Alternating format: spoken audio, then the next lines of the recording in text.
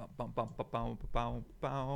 on the Poker Live podcast, I am joined by Twitch Partypoker team online professional who also streams constantly. I mean, like 280 days last year on Twitch, plays a bunch of tournaments, and dedicated to becoming one of the top online poker players in the entire world. I know that was before the last time we had him on. We're going to see if that's still true. And I'm very excited for today's podcast. My name is Joey Grumman, a.k.a. Chicago Joey. It's been a great week of shows. We had on Ryan DePaulo, Degenerate Gambler, World Series of Poker Bracelet winner, and we had on World Poker Tour founder Steve Lipcomb yesterday. Can you think of two opposite guys, Ryan DePaulo and the guy who founded WPT in the same week?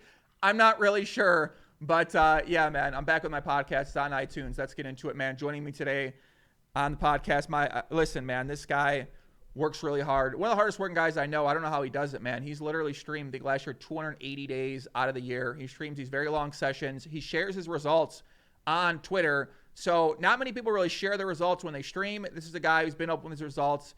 He's been open. He's been the same with his attitude. You know, he got a little attitude. We'll see if he still has a little attitude kind of going on with him. We'll find out. But man, I'm really happy to have him back on the show. We got my man ALLinPav. What's up, Pav? How's it going, brother? Good day, mate. It's going good. 8 o'clock in the morning, but I feel good. 8 in the morning? Yeah.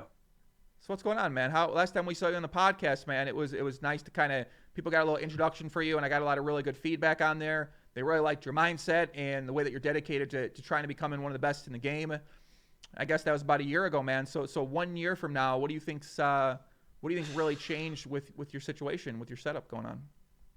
Yeah, I don't know. When I look back at that pod, I cringe a little bit at some of the things I say, honestly. I don't know if it's the same for you, but anything over a year ago, it's just like, I don't know. Not that I don't agree with anything I said, but I just feel like I'm putting on too much of putting up a front to kind of like appear that I'm better than I actually am. That's what I got when I look back at that pod. But overall, like it was still pretty legit. But yeah, that is something funny that I do cringe over. So when you say that, do you mean it was something that you maybe subconsciously you were doing in order to be more confident for yourself? Yeah, I don't know. It's hard to explain. It just didn't. It was definitely genuine, but you could see that I was still trying to impress people, and that's like something that I have been doing, whether it be subconsciously or consciously, just trying to impress people throughout like the Twitch journey. Like no matter what it is, always in the back of my mind, this will impress our audience, whatever it might be. Mm-hmm. But I mean, overall, it was sort of genuine. Yeah, I mean, at least at the time, it was genuine. But looking back at it, it is kind of funny. I just feel like I was a bit of a tryhard as well. Yeah, I mean, people kind of use the term try hard in a negative connotation a lot of times, but at the same time, I think people, when you're watching Twitch and when you're a Twitch streamer, think people are being entertaining, and they might not necessarily be being who they are all the time outside of that, but you put on a personality. It's like you're an actor in some ways. You can be in some ways. So I think it's understandable for you you're still new to the Twitch thing. You've been doing it for a couple of years now, but it still takes a while to kind of learn and develop. 5 years, Joey. 5 years now. It's been a long time. Yeah. I was just more referring to the pod. I just felt like, because it's the first time in the pod, like I've been watching the pod for a long time before that as well. And I was like, this is my chance. I've got to like really make an impression, blah, blah, blah. But I see what you're saying. Just got to relax, enjoy it. What do you think has just like another year of experience given you that, or maybe success? It's actually unreal, dude, because like, I think at any given point, you just ask yourself, like 1 year from now, it's tough to really, you can't see yourself making like huge, what's the word I'm looking for? Improvements, whatever it might be. But at the time I was like, it's going to be tough to like get significantly better than what I was back then. And, that's when I got introduced to solvers, and I spent thousands of hours running sims and fucking hating life and realizing how bad I am. It's amazing how you can grab any hand. You could grab like the top 10 hand you think you played perfectly in like the most standard spots, and you're going to find so many errors. And you can just like run like all runouts. Like you can play a hand fine on the flop, but obviously all the turns that can come on, how you play those spots. Like I figured out how bad I was, but I mean, luckily everyone else is so bad as well. It doesn't really matter too much. But you need to run those spots. You said something recently on Twitter.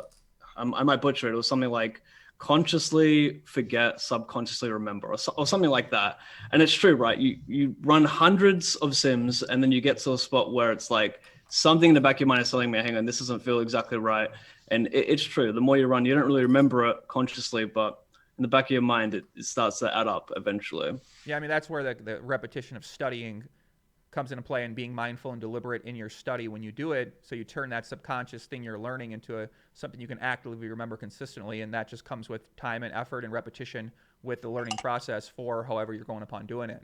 So that makes a lot of sense. That I mean, first of all, kind of touching on what you said, it makes a lot of sense that because when you look with these solvers, right, you start to realize like how much you don't necessarily know or understand what you're doing, why you're doing it, what the cause and effect of the action that you're taking is. And when you start seeing that, you're like, because I used to think the same thing, Pav. I'm gonna be honest with you, buddy. You know, I've had a lot of success at pot limit over the years, and I started playing around with this solver, and I go, oh my god, like, I don't know if I should talk about poker strategy ever again. Like, I don't know, like, I'm getting all these wrong in No some ways, shit. right? And it's the first time you study it, but you just, I know that I'm a good and winning player, but then it's like, well, you're a good and winning player against weaker players, of course, right? That makes sense. I'm going to be a lot better than a weaker player because a lot of those guys haven't studied at all. So if a guy hasn't studied at all or has never been a winning player, you're going to have an advantage over them, and that's the majority of players. But when you compare yourself to the other really good players, right, that's when you start saying, well, what makes someone a really good player versus a winning player?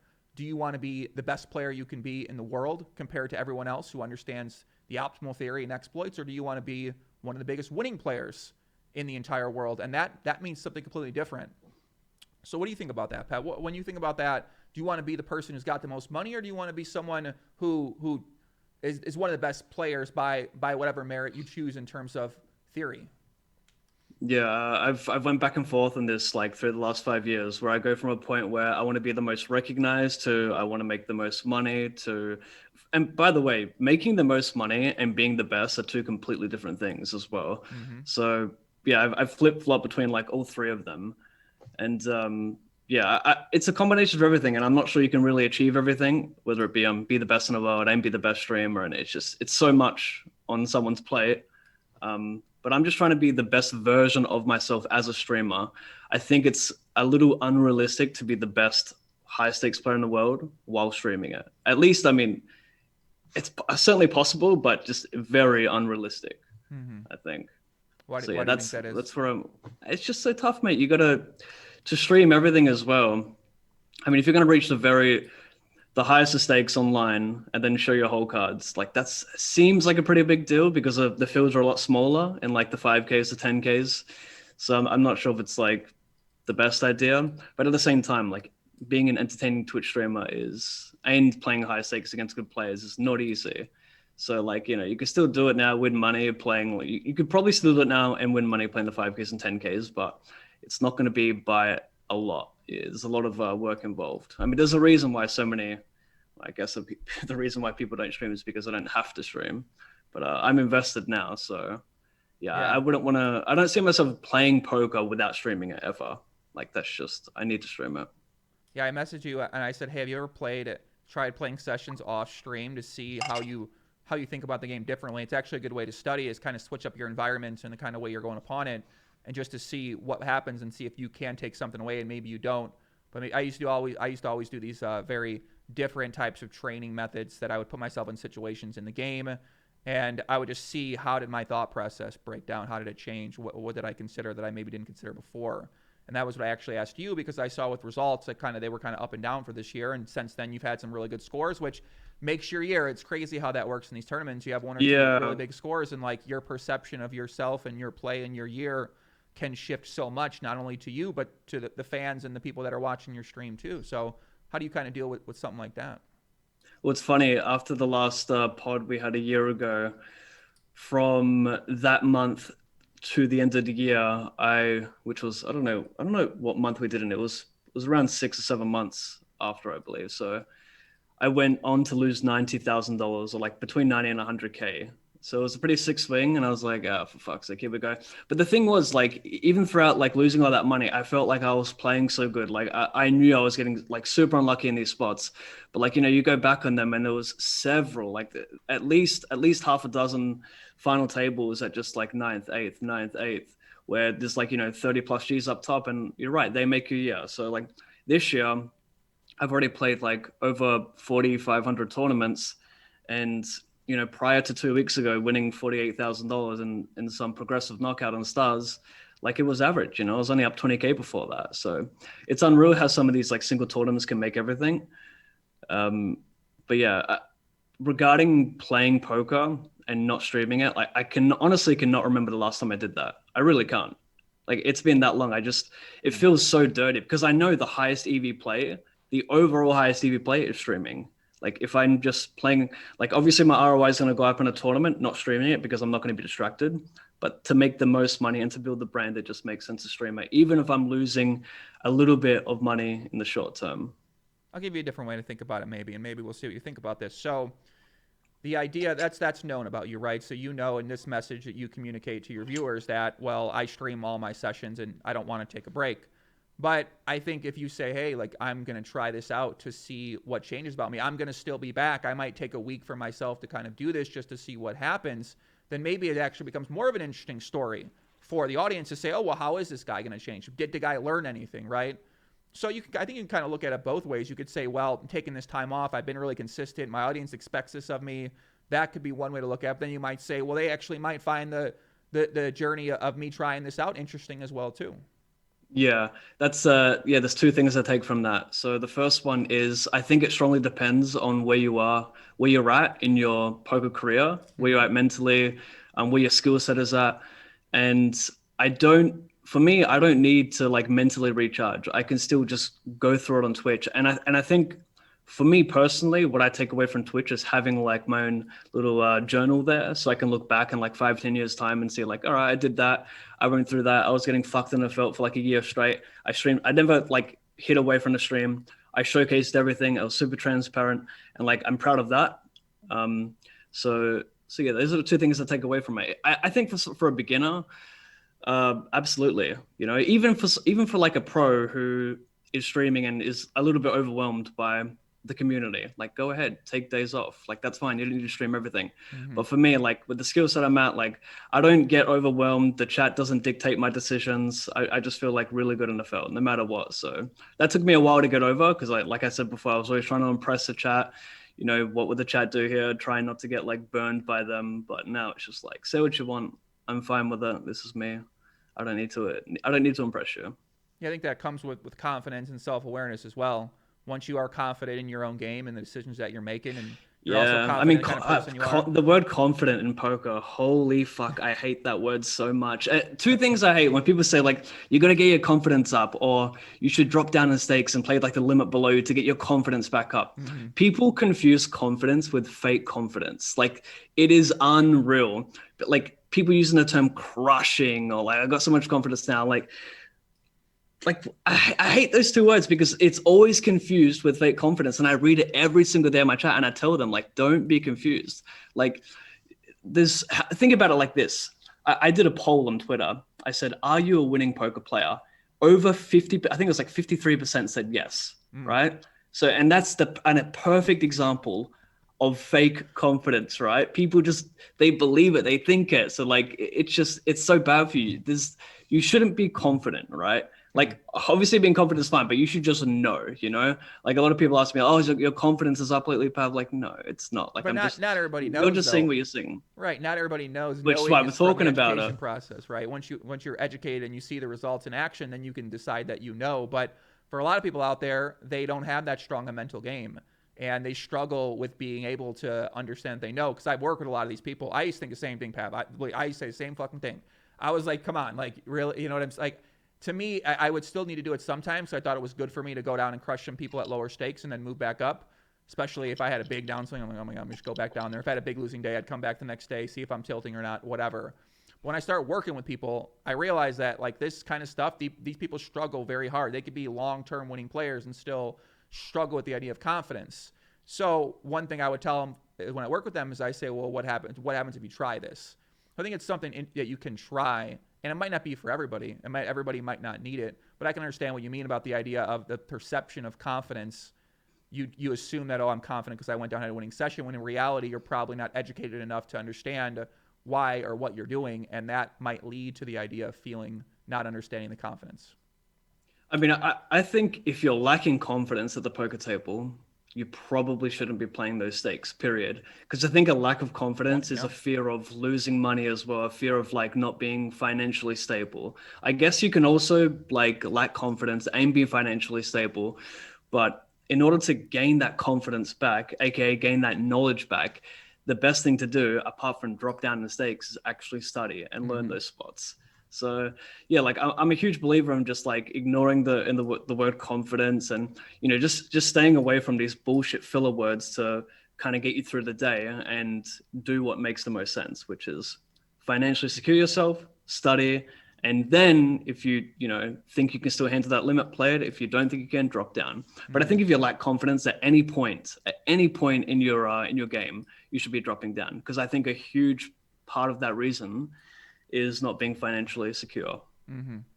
Yeah, And even at some of the top regs in the world, like, or maybe I'm not top regs in the world, I should say, a lot of poker players out there probably don't drop down when they should. They just, the ego is so huge in poker, right? You don't want to stop playing the limit you're playing. Being self-aware in poker is like crucial. Do you feel like you're able to do that if you feel that, or you don't get to that point, you don't feel that? It's been very, very rare where I've gotten to that point. And I think that's because, I started streaming with a $400 roll. So I was playing $1 tournaments, 50-cent tournaments. And I don't know, it never, at the start, I was rushing so hard. And then I was just like, whatever, I'm happy to take my time. I don't need to be staked here. People who want to be staked, people who seek out to be staked so bad, I always tell them don't do it, because like, although there are some good deals out there where you can get coaching and, you can avoid the swings. Like at the same time, like I've been doing this, like I've been playing so much fucking poker for the last 5 years. And even after 5 years, like it takes a long time to get to a point where you can make a good amount of money and be happy with that. And then like on top of all that, imagine giving away half your profit to some coach who's backing you, when in reality, if you just put in a little bit of extra work, you can avoid this chopping up the profits and get to it maybe a little bit later, but like it's not going to be significantly later. But yeah, like for me, like the ego's never really gotten to a point where like I'm going to just avoid dropping down when I truly believe I need to, because at the end of the day, like I'm looking out for myself. I'm not looking out to impress the internet.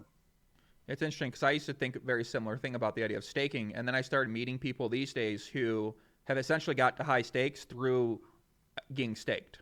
So I said, oh, it's very interesting, right? They never would have got to that point, and they never would have gotten the skill level that they're at in an expedited process that they got it in without going through those coaching for profit type situations where they work with like the kind of stables. The way these things are set up is, let's say that me and Pav start an operation, right? Then we'll bring in coaches. Those coaches will work with different groups of players, and then we'll end up taking a piece from there. It kind of the other coach under us gets some, and then we get some. So that's sort of how these coaching for profit, these stables are set up. And I've met some people, especially my man Kid Landon, 21-year-old. That's exactly how this kid got so good, was through this system. And during the process, he would stay, do you think I should get staked? I go, well, I never really was into the staking thing. So for me, I don't have much experience with it, but he went the other route and he said, no, I'm going to get staked by good players who are also going to help me get better.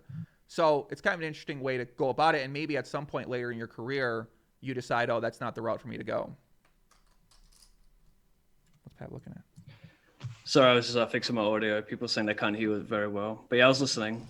Yeah, but I think, it's just it seems as if there are people that are also able to make it through the staking process too, but I imagine it most likely isn't for everybody out there. Yeah, I just think for a majority of the people, because a lot of them are looking to get backing deals to like jump into the 109 ABI or something, and I think spinning up a $500 roll to get to a point where you can play 109s, which is like a roughly 20K roll. I don't think it's as hard as what like people make it out to be. It feels hard because you're by yourself. You don't know where to start. That's why it's like really important to find poker friends. There's a huge poker community out there. You can find a bunch of Discords. Obviously a bunch of training sites as well. You could start getting into solvers if you want, although I think it might be a little bit intimidating for people. But yeah, that's why I think like coaching sites are the next best thing, or even just finding a one-on-one coach, finding a one-on-one coach, and then you just still back yourself. Like Mate, I don't think it takes as long as people think it does. Yeah. No, I agree. I think there's a lot of people out there that learn differently and that approach things differently. So theoretically, it might not be that hard. And I think you understand it's not that hard once you're ingrained in the system for so long. But once you have a lot of conversations with people who are outside the system, which is what I try to do now, I start to realize the pain points and what people have issues with. And to me, it just seems quite straightforward on how you go upon doing these things. And to you, it seems that way. We got to remember a lot of these people, they might play poker an hour a day or an hour every couple days or 2 hours every couple days. So they kind of come in there at different points. So yeah, it's just like if we go to their job, they're probably going to understand their job a little better than we might understand it. So that's something I've taken away from just talking with people who are at different levels of poker. And I think a lot of professionals, they kind of forget this kind of stuff, right? It's like it seems so cliche to say this is the way you go upon doing it.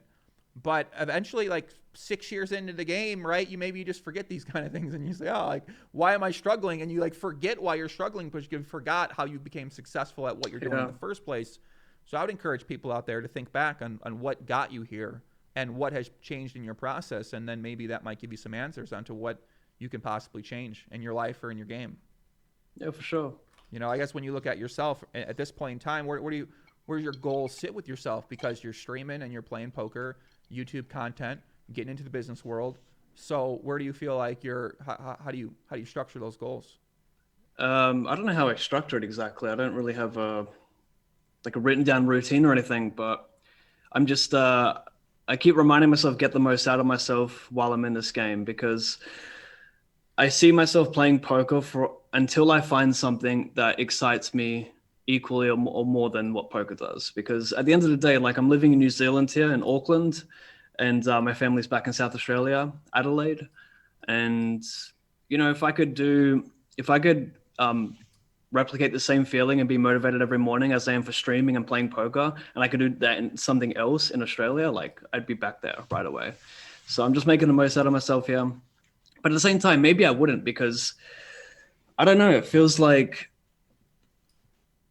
I don't know what I'm looking to reach before I'm like properly satisfied with streaming and as a poker player. But right now, like, I'm not satisfied. Like, I know I can do better. I know I can produce better results and get the most out of myself. Like, I want to get to a point as well where once I'm completely done streaming, like, people will remember. Like, I don't want to just be like, a top streamer. I want to eventually be the like best streamer to be remembered in the poker directory. And obviously I'm a long way from that, but I want to have those results. I want to have that consistency. I want, like, it's a routine for people to tune into my stream now every time. Like, if I take 2 days off in a row, it's so fucking rare. Like, people notice, they don't like that because I've just produced these stupid fucking hours, these like ridiculous hours. And maybe I'm burning myself out. Maybe I'm not, but I'm doing what makes me happy. And a lot of people say you're burning yourself out, Pav. But yeah, I don't know. I hate taking days off. It's like, I used to be fine with it, but like the last 2 years, things really picked up. I don't like it. It excites me when other streamers take days off and I don't. Like, I love that competitive side of it. Interesting. So I guess a lot to take away there, right? So you mentioned that you desire to be remembered as one of the great streamers, one of the best streamers. Sorry to interrupt you, which is fucked, right? Because I'm always preaching, don't live your life to impress other people, yet I'm looking to be remembered. It's like this thing where, like, you can't find this balance. I want to be remembered because I'm devoting my life to this thing, my fucking life. Like, it's like I've streamed over like 8,000 hours on Twitch. Like, that's a stupid amount. And I want to be remembered, but at the same time, I shouldn't live my life wanting people, like, I shouldn't live my life looking to like seek that validation. I guess it also is an accomplishment for yourself to remember for the rest of your life in addition to that. But it does sound like the way that you're structuring it is that it is partly dependent on the perception that the audience or the people have of how you did, because that ultimately is what might be decided as, okay, we remember him as one of the top players or top streamers. Yeah. It's interesting. Where do you think that comes from? Where do you think this desire, have you ever thought about it? I don't think so, not really. I guess it's just some people are different. Yeah, they want to get the most out of themselves. Some people are just happy with, being really good. But I mean, like, there's a difference between like being really, really good and getting the most out of yourself. Some people getting the most out of themselves doesn't mean like to be the number one. But I think getting the most out of myself can be the number one. So I just really want to, I don't know, not be lazy. Right. Yeah, people said my audio. Let me know if my audio is better on YouTube here, guys. It looks better on my end right now. And I guess when you think of lazy, right? What does lazy mean to you? Lazy means to you of just taking a day off to rest and not consuming yourself in what your career is. I think lazy is just below par for what you know your standards are. Like you're gonna know whether or not you can get something more out of yourself for a day. You know, like I used to have days off where I would just do nothing. Now my days off are just doing a lot of things and then relaxing for half the day. You know, like I try and maybe it's like also really bad. Maybe you need your body to really reset, but yeah, I think you're still figuring all this out, right? I mean, this is like you're maturing right now. How old are you right now, Pav? 27. Yeah, 27. I mean, this is the time where you're developing, you're becoming more self-aware. You've had people point out your flaws and your positives for years now, and you've had to deal with all that inside your head to figure out like, well, what the hell, what kind of person am I? What kind of person was I? And what kind of person am I trying to be? And these are real tough questions to figure out, especially when you are staying so active, because a lot of times your main focus is going to be on your poker and on your stream and on your content. So maybe there isn't that much time to necessarily self-reflect on why am I trying to get what I'm trying to get to, which is something I'm trying to do now is, well, what's my vision for myself 5 to 10 years from now? Not just do I want to be remembered for something, but where do I want to be in my life? How much money do I want to have in my life? What kind of relationships do I want to have in my life? So sort of structuring my vision and not just thinking poker, but trying to, I guess, widen it out a little bit to be a little more clear. And that way the decisions that I make here in the future can impact what I see myself. And then if I want to deviate from that, or if I don't like that anymore, I can deviate from that too. But I think that's maybe what I would have tried to do if I was younger, is just have a more clear vision. Instead of saying 10 years in the game, I'm going to be in a good spot and then I'll figure it out. I wish I was a little bit more clear on the thing. And it sounds like that's what you're trying to develop right now. I guess one thing to think about is maybe just why you want these things, and do they come from childhood? Do they come from content you watched? Do they come from role models you had growing up, sort of thing like that? So those are kind of things I've traced my own thoughts back to, which maybe you might find, other people might find interesting as well. Yeah, that's a good point. I guess when you look at Twitch right now, Pav, it's blowing up, buddy. It's blowing up. Is I feel like, you think so? I don't know. I'm just like, have you looked at the numbers? Like, why do you believe it's blowing up? Because someone tweeted it? Like, why? No, I've been a student of the game now, Pat. Listen, I'm studying every single part of the poker world these past since I came back. I was studying a lot of things outside of poker, but now I'm back in poker for at least the next 6 months because I'm trying some really big ideas and I'm going to put on one of the biggest events of all time. So that's in the works right now. I'm very excited for that. But yeah, Twitch is blowing up, man. What's happening is that PokerStars and GG Poker are gearing up for a marketing battle, and they are firing money in hard. PokerStars is trying to solidify itself in the directory as of right now before GG starts to ramp up their process, which is what's happening. So that means that we're going to see new collaborations. We're going to see them having to work hard for the sponsored players. We're going to see more innovative ideas and more of an effort on the marketing front on all around platforms from those people. And that means that we got a lot of numbers in there led by the powerhouse Lex Veldhouse, who's pulling in 10, 20, 30,000 viewers in some of these things. And I see you, man. It's unreal. Yeah, it's fucking unreal how many viewers he pulls. Isn't that crazy? But I saw you hit a peak, though, didn't you? 4,000 the other day. I was watching. I put it on Instagram. I peaked at, I think it was like 6,800. That was my best, which is like for 5 years. I mean, I would have thought it'd be a little bit more than that for my peak, but before that, it was like 4,000. So yeah, I mean, it takes playing heads up for $50,000 or like, what was it, $80,000? That's what it takes to get those viewers, I suppose. But isn't that crazy? Yeah, it is. 4,000 people watching live. I mean, that's, and you're playing for that large amount of money. You're playing for how much? It was $80,000 during that stream, right? Yeah, it was. I think it was like 74,000 with the bounties for a heads up match. But isn't that? I mean, you talk about insane?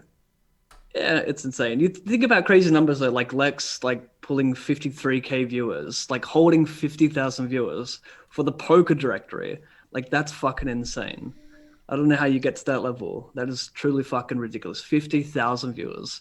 Like sometimes hang on, mate. Sometimes when I think like sometimes when I think like, all right, I'm in reach here. I can be the top. I can be the number one streamer. And I think like, holy fuck, he held 50,000 viewers. Like even like during W Coop, I think he was holding like another stupid average. Like he was hitting 20K consistently. And I was just like, my goodness, how the fuck can I ever reach that level? Like it's truly fucking unreal. You know, it's almost like I'm just waiting out for this guy to retire before I become the top dog, if that's possible, you know? But fuck, it's unreal. But yeah, how do you think he reached that level? Wow, this is a lot of strategy. I'm gonna tell you though, buddy. Okay, The since perfect I think storm though as well, right? He's like an OG in the poker world. So like you've got an OG live player coming into the online world who's already a great personality.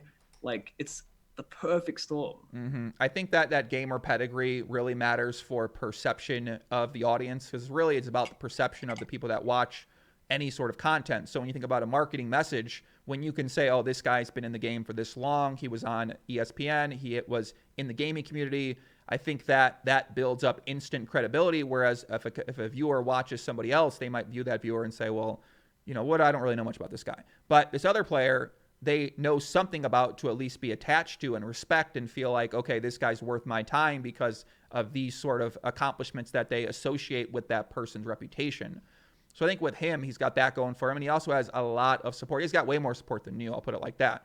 So you have some support that I see from publicly on Twitch and on the other platforms, but he has the support of PokerStars, who has by far the best brand right now in that world. So PokerStars, their brand is much different than GG Poker is trying to establish theirs, much different than Party Poker, and much different than ACR too.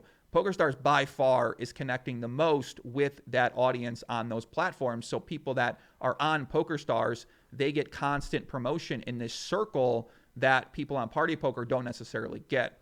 So that's another big thing I've noticed, is just the collaborative effort, whether it's directly or indirectly, is very much on the PokerStars streamer side right now, and not necessarily flowing as hard on the Party Poker side. Yeah, that's a good point as well. They do have a big team.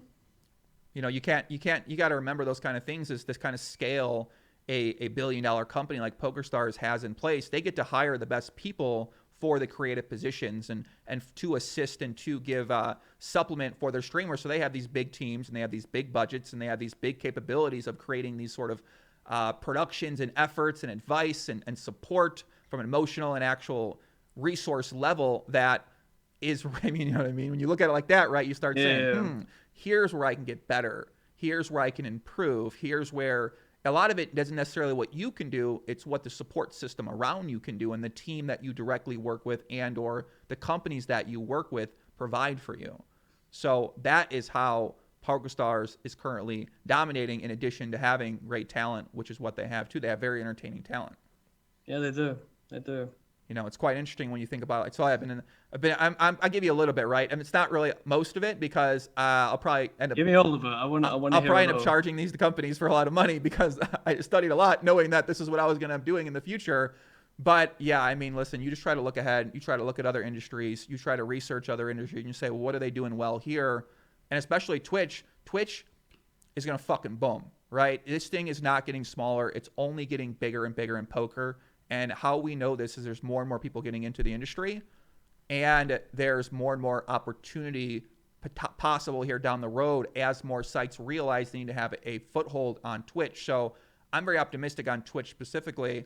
I think with you, it seems like you're still really growing though, right? You're getting some growth in your stream and your numbers consistently, aren't you? Yeah, I mean, that's going to happen if you keep streaming. You're going to keep growing gradually, I suppose. It's been a gradual increase. It hasn't been nothing crazy. Like I think what'll be 2020 now. So I'm averaging like 1,000 viewers now. In 2019, I averaged, I believe, 700, and the year prior was like 450. So like it is a nice gradual increase. But you know, that's going to happen when you stream so much. But at the same time, I'm really trying to implement work smart, not work hard. Right. But you know, it's also just like really tough to build a stream without streaming a lot. Exactly right. I mean, when you idea of It's working really tough. smarter, it's more efficient, maybe, right? Like what is that efficiency and what does that mean for me?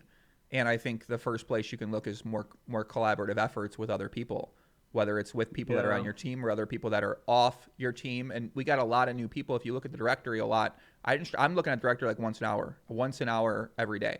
So I'm just trying to see these patterns and see who's coming in, who's here. You got the Russians rising, the Portuguese are rising. These other countries are now realizing there's opportunity in the streaming directory, so they're starting to come in more. You have PokerStars, who is sponsored. What they do is they find other streamers who have audiences, and they'll give them tickets or give them an opportunity to play in these events, and then they'll stream the events too. So they are doing some creative things, which I don't think those are that creative, but it hasn't been done in poker yet. So maybe just looking for yourself outside of that, saying, well, who can I do some content with, right? Like what's in the idea of why you do this is that it sort of breaks up the monotony, and it kind of sets things apart, which is what these tournament series do. They set apart. They say, okay, here's what to care about. So as the viewer watches, they say, okay, I care about, this is what I should care about. It just lets them know. So when you plan an event like a podcast or like a collaboration, you say, this is going to be something that you guys should care about. It's new, it's interesting, it's different. And then people can tune in and they go back to the regularly scheduled grind. And then maybe they want to tune in for the special events or the big tournaments, like you do the WPT. You're going to play, I'm sure, some of these bigger events for World Poker Tour. So that would be the idea of your positioning your streams and your content in these type of different ways. Yes. You know what I mean? Yeah, when I think about collabing, I'm just like, can't be fucked, you know? We're it's funny because I'm right always... now. This is a collab. Me and you are collaborating. I guess. But, you know, I'm always just like, I go back to, I just want to play poker. I just want to stream poker. Like, because I'm always like, I understand I want to build the stream and I want to get better as a poker player, but it's so tough to do it all at once. I just go back from like collabing, you know, networking. It's so much. I just want to be simple and play poker and build it that way as well. But I agree. Like, you know, work smart. Don't work too hard. Mm-hmm. Yeah. I mean, I understand what you're saying, buddy. You're an independent guy. You like getting after it. You don't want to rely on anybody else to determine your success and how you are. So I can understand that attitude too. Yeah, it is actually a bit like that. It's a bit like, I think it might be a bit of an ego thing as well. You want to do it yourself, right? I mean, you already talked about a lot. Yeah, I want to do it myself. It feels good doing it myself. It feels really good. I know. It always felt really good to me. And the biggest thing I think about now is that, I wish I would have got better at working with other people because I just did it all myself. I was like, I'm just head down grinding. I got my friends, right? Just before, if the solvers were out now, I probably wouldn't have had that many poker friends growing up, because that was the way you got better, was you just talked hands to friends. Now, I mean, I'm popping open. I went down to work out every morning. I'm trying to work out every morning. You can run about 50 spots on your phone. I mean, it's pretty crazy, Pav. It's like, it's a great time we're in, man. I'm pretty excited about it. So I guess for the future, right? What do you got planned for your schedule, man, with the World Poker Tour Party Poker Championships happening right now? Well, I'm playing the 2K tomorrow, 1 million guaranteed, 7 max. I've never played a 7 max tournament, and yeah, I don't think I ever have actually. It's a weird format. So we always go 6 max, 8 max, 9 max. And I think 9 max shouldn't exist in poker. I think it's like way too slow. So I like the balance of an 8 max. And like 6 max is good as well, but not so good if you're like 10 tabling, because there's too many spots. You require too much attention. Haven't tried 7 max before, so I'll be playing my first 7 max tournament tomorrow, 2100, 1 million guaranteed WPT on Party. So that should be interesting. So I'm playing more satellites now because I want to win a bunch of money during the WPT. There's a lot of big guarantees. These satellites, huh? So, or no, sorry, what you said before about that, that's quite interesting. 7 max. I never thought about the difference between 7 max, 6 versus 8. Would our assumption be we just chop out one, we just treat it like under the gun, and then after on the gun folds, we treat it like 6 max? Or maybe that's like a little bit too loose. It might be a little bit too loose with some ranges. So I've never really played 7 max. I don't know. It's a good question. The thing is, Party have a lot of bounty tournaments now that are 6 max, and Patrick Leonard was pushing for these 6 max tournaments so hard because he thinks it's really healthy for bounty tournaments. Because what happens is you create a dynamic where there's a lot more buttons, small blind, big blind, hijack, cutoff button spots where it like forces more 3 betting and 4 betting, and you play for more bounties, and like the new players to the site love that, right? It's more appealing to the recreational having more of these spots because you're just playing for a lot more bounties. So that was the idea of there being a heavier 6 max structure for bounty tournaments on Party, but 7 max hasn't been like really introduced yet. So it's the first one I'm playing tomorrow. But yeah, I think 9 max have you played like 9 max tournaments? You don't play tournaments, but like 9 max tournaments are so slow. It's unreal. Like 8 max is a nice balance. 6 max is like a good speed as well if you like playing fast action, but 7 max I haven't done before, unless it's like a final table for 6 max where it doesn't want to play 4 and 3 handed, so you just play 7 max FT. But yeah, It I should be like that fun. idea. So are you what kind of buy-ins are you playing during this event? Because I know there's some pretty big buy-ins. As the tournament goes on, the buy-ins start to go up a little bit. It Yeah, seems like. yeah. Well, I'm playing the 2K tomorrow. Um, I'm trying to get into the 10K. I might sell action regardless, but I'm playing all these satellites to try and get a 10K ticket where you go from like a 109 phase to a 1K phase. And if you win the 1K phase, you get the 10K ticket. I've played the 1K phase 5 times now, bricked it 5 times. So I've probably spent like $30 to $3,500 in like 109 status to get there. But you know, as long as I can get in for less than 10,000, that's worth it. Mm-hmm. But yeah, I haven't sold action for any of these tournaments yet. I'm just trying to set it in, and then like if it's like a really good spot, I'll like emergency sell action to someone who wants it. But yeah, until then, it's just I'm taking advantage of all these satellites through like this 100 million prize pool. Yeah, I mean it's pretty wild. There's a lot of overlays so far right now, and I mean I know they had the PLO 8. I mean, listen, I don't know guys about the schedule. The PLO 8 the first week and the Potland the second week. It's a different routine. They're going these like week structures, 7 max, 8 max, and these sort of thing like that. But maybe starting off the series with the PLO 8, might not be the best idea. Yeah, I need to get Dylan to give me another PLO coaching session because I want to take advantage of all the PLO that's coming out. Yeah, I mean, Dylan, he's really good as well. He's Dr. GTO. He's an upswing. He's upswing Potland coach. Yeah. One of my buddies, been friends with him for a long time. Yeah, he's the guy I'm fired up all the time. He's the guy I get fired up. I go to get fired up about Potland Omaha because this guy is not only an incredible teacher, but he is a sick teacher. Bro, it's unreal. It's crazy. You can be really good, and then you can be like a horrible conveyor. This bloke is really good and knows how to simplify it. Like I've had 4 hours of coaching from him on stream, and he is unreal, truly unreal. So I'm gonna go back and like watch that to get myself hyped for the PLO series coming up. But yeah, he's good. Yeah, man, he's always been one of my favorite people to talk PLO with. He just completed a Bankroll challenge. He's on. Listen, you don't want me to tell anybody this. He's on $160,000 upswing right now in the past couple weeks on WSP.com here. So I know I'm not supposed to tell anybody that, Dylan, but we're about listen, buddy. We're 40 minutes into the podcast. No one's that's playing WSP.com PLO games are listening to that right now. The kid's killing it, man. So but he's not streaming that. He only streamed up to the 25K, and then he was like, challenge complete, trying to make some real money. Yeah, basically, yeah. Because he was like, he did a Bankroll challenge, 5K to 25K live on Twitch, and he was like, bro, this was the terrible idea. Yeah. But that's what Doug said. That's what Doug said as well, right? Yeah, but I told him like the mental fortitude that builds up, like you just get so much sharper in your spots. You're pushing through. You're challenging yourself. I go, man, that might have been the best thing for you because you do this challenge. It takes you an extra month. Maybe you sell some courses, but also now you're up $150,000. So it's pretty great, man. It's pretty nice to see from him. So, but yeah, I mean, I agree. He's obviously a great teacher. He knows tournaments. He knows cash games. So that's a pretty valuable person to kind of have and be able to talk to. So I guess for you then, are you playing these at the end there? I mean, there's like super high, there's like 100Ks, or do you play events like that, or you don't play events like that? I'm not going to be playing 100Ks. I mean, that would require a lot of selling, and yeah, I'm not playing 100Ks. So if I'm playing you hate selling action. Well, I mean, what do you think I'm making on like 100K online? If I'm not already losing money, like what do you think I'm making? It's for the show. You play it for the stream. The stream. That's what you'd play it for. Of course, but like at the same time, they love it. They love that shit, buddy. At the same time, I don't want to just see like the graph go down 100K and then have to like talk about the like, oh yeah. So I played this 100K one time. It's so annoying, but it's all about the graph. You love the beautiful graphs, don't you? I don't know. It's probably the ego again, honestly. Probably. I don't know. I mean, also like it's a lot of work to sell for 100K. Like there's a lot of shit going through. Like do that through Stake Kings and like try and avoid paying a 10% fee. Like fuck that. I don't want to do that shit. I can teach you about this one, Pav, too. This is another important thing right here. This is what I've learned. These tournament players, the best ones that play these are also like the best with finding the right people to stake them for these things. And I go, oh, I didn't realize how big of a skill that was, but big skill. Yeah. Finding the right stable, the right backers, the right friends, whatever you want to call them, this business associates, things like that. Yeah. Yeah, I mean, obviously playing 100K on a stream would be like massive. Like they'd pull in so many viewers. Like I might just average 10K viewers on hand one. It could be unreal. But like the way I see it is, like I don't have this huge urge to sell action for like, because like right now I'm playing up to 1Ks.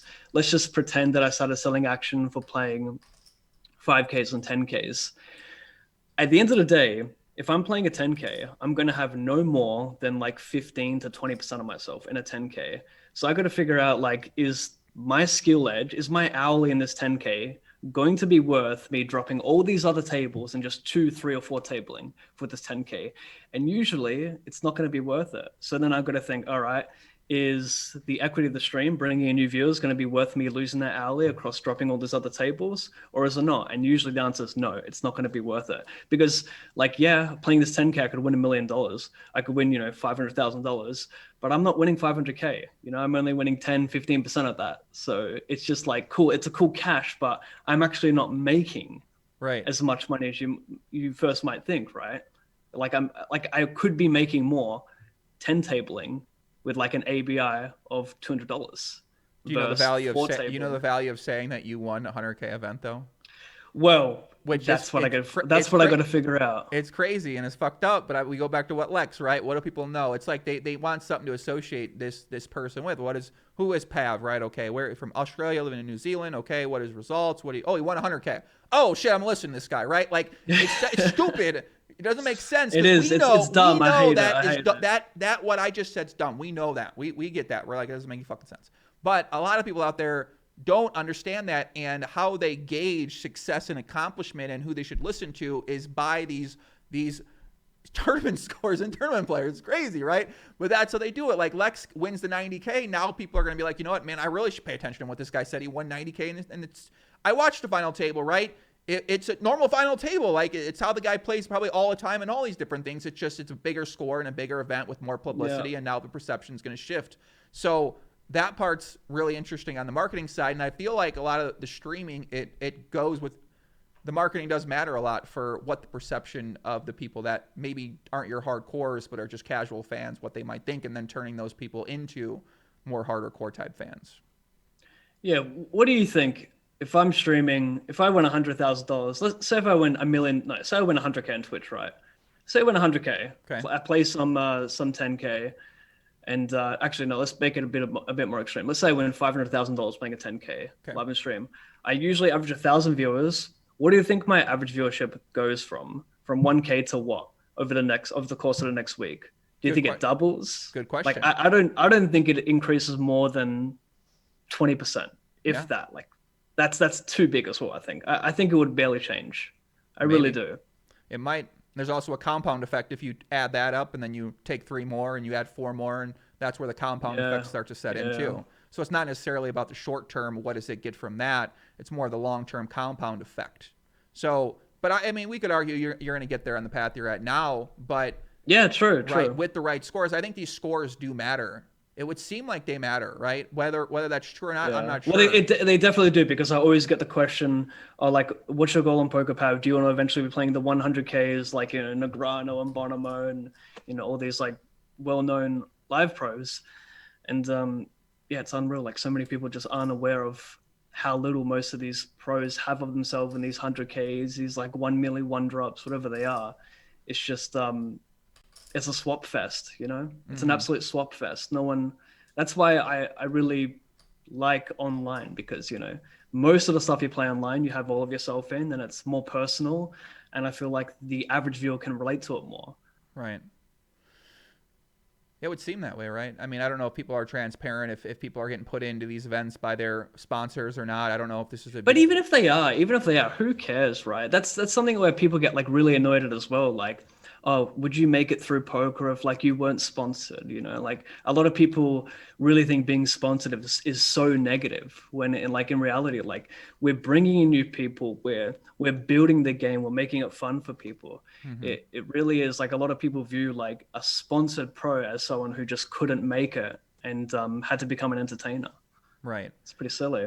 Yeah, it's interesting. I mean, I think that's the way sponsor pros have been for a while. Is I used to look back on the sponsor pros and like, this dude is fucking terrible, right? Like I'd play with some of these guys at PLO, I'd be like, dude, these guys are like awful. Yeah, right? I'd be salty as well. How is this dude sponsored and like not me? And then I was like, well, maybe it doesn't work that way. They don't care how good you are. They care about what kind of audience you can bring in and what kind of ambassador you can be and what they can use you for on their marketing side. That's what a company is looking for in that relationship. So whether just because you might think you're better than someone else doesn't necessarily mean that you're going to create more value for that company. And that's ultimately what it is that who can create value for us as a company, as an ambassador? Is that a better player? Is that a bigger winner? Right? Is that a big winner who's also entertaining?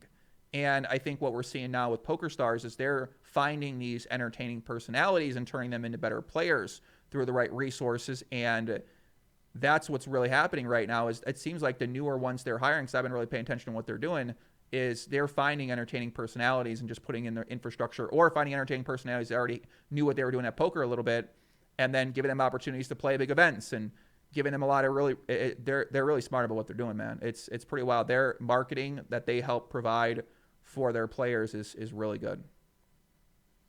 Yeah, they're doing good. I mean, there's a reason they're like #1 on Twitch right now, the star streamers. Yeah, but you think there's any residual effect that, because I feel like some of that gets bumped down to you as well too. Eventually you're going to pick people up because I think you're great at what you do. I think you're an entertaining personality. I think you're very consistent, always there, right? Like, clearly people like you. And when I get you on my show, it's a little bit sometimes polarized in the comments, but it's overall very, very positive. And I look at you as a really great player with just the potential to kind of do whatever you want to do in terms of poker, in terms of probably anything else with the work ethic that you have.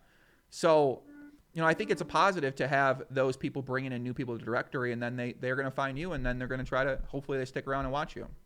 Yeah, a lot of people are always talking about sites collabing together, and they should collab more together because it's going to be beneficial for those sites, Mm-hmm. Like I know Pads is talking a lot about that. We need more site collaboration instead of everyone trying to just like over guarantee, and potentially fuck the ecosystem. Yeah. I mean, we'll see what happens because we're seeing a lot of these overlays now. And I mean, but you look at it, there's so many tournaments, dude. I mean, listen, I'm going through these lobbies. Like, I can't even fucking tell what's what. There's this, there's that. It doesn't really make much sense intuitively to me. And I'm like an experienced poker player. So I just imagine, like, it just seems like there's so many events that maybe it's not the worst thing if we see less guaranteed money. And like, we're still going to see a multiple $100,000 purse prize, it seems like. And we're still going to have a bunch of big tournaments out there. Yeah, so many people are spoiled now. We've had since COVID, the prize pools have been insane. Mm-hmm. They see these. If we go back to just regular prize pools prior to that, or even like solid prize pools now, like people will be like, "Is that all we're playing for?" Like, I'm not used to this. So, yeah, I don't know how we're keeping up with these guarantees. I really don't get it. There's so many tournaments to play, like you said, with WPT, WSOP, and Stadium Series. Like, there's so much action out there. Mm-hmm. But we are starting to see a bit more overlaying. I'm not sure what exactly that means, but we're starting to see it. Hopefully it doesn't last too long. Obviously overlay is nice, but it can't be the best thing for the game. Yeah, you wouldn't think so. But I think that it's probably a function of like people are burnt out, right? I mean, when you put a series after a series after a series, I mean, there's like a World Series WPT, there's the Scoop, there's a June series. Like, there's just so much fucking series. It's like people are probably like, well, if there's a series every time, I don't necessarily need to play this one. And yeah, maybe they set some of them out. Yeah, that's a good point. I've kind of been studying more of that too, trying to understand the operator side of things. And I think for you, for when you're thinking about studying now, do you have any sort of spots that, like, what do you feel like you get better at as a player right now? Everything. I don't feel comfortable anywhere, mate. Let's start. I can name one spot you feel comfortable at. We go from there, right? I've been studying this spot. 0 to 10 big blind shove ranges when folded to you. Are you comfortable in that spot? If I gave you 200 spots, 0 to 10 big blinds, do you feel like you could get? Yeah, that's. I think most tournament players would get like at least 8 out of 10 correct with them, at least, okay. and probably like a 9 out of 10 would average. But yeah, that I mean, 10 big blinds is easy when you're playing tournaments all day. Like, I mean, here's the thing: when you with antes shoving 10 big blinds, you can shove like almost everything and make money. So it's not hard to like argue, but it's making a bit of money. Mm-hmm. It's like up to you to decide. It's up to you. And actually, this is a skill like not a lot of people look at. Is like I would advise you to look at the whole table and see like how good is this table. Because if it's really bad, you don't need to take these really marginal shove spots. And I understand it's 10 big blinds. You can only get so short before you have like no playability.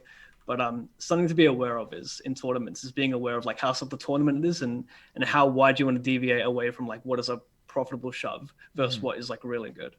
Interesting. So we get that spot, right? Okay, the 0 to 10, and then you go from 0 to 20. You go from that 10 to 20 and see if you can know that. I mean, but like shoving ranges is so that's just too standard, you know. Like you're gonna face this. A lot of people don't mess up with jamming ranges. I think if you like really want to improve in a spot, you do something post flop, because you do something like sub 30 big blinds post flop, because you know sub 30 big blinds is what you're always facing in tournaments. So maybe like I think an important spot to look at in general would be like button big blinds, sub 30 bigs on like, I don't know, 6, 7, 8 wet. You know, how are you playing all your ace sides here?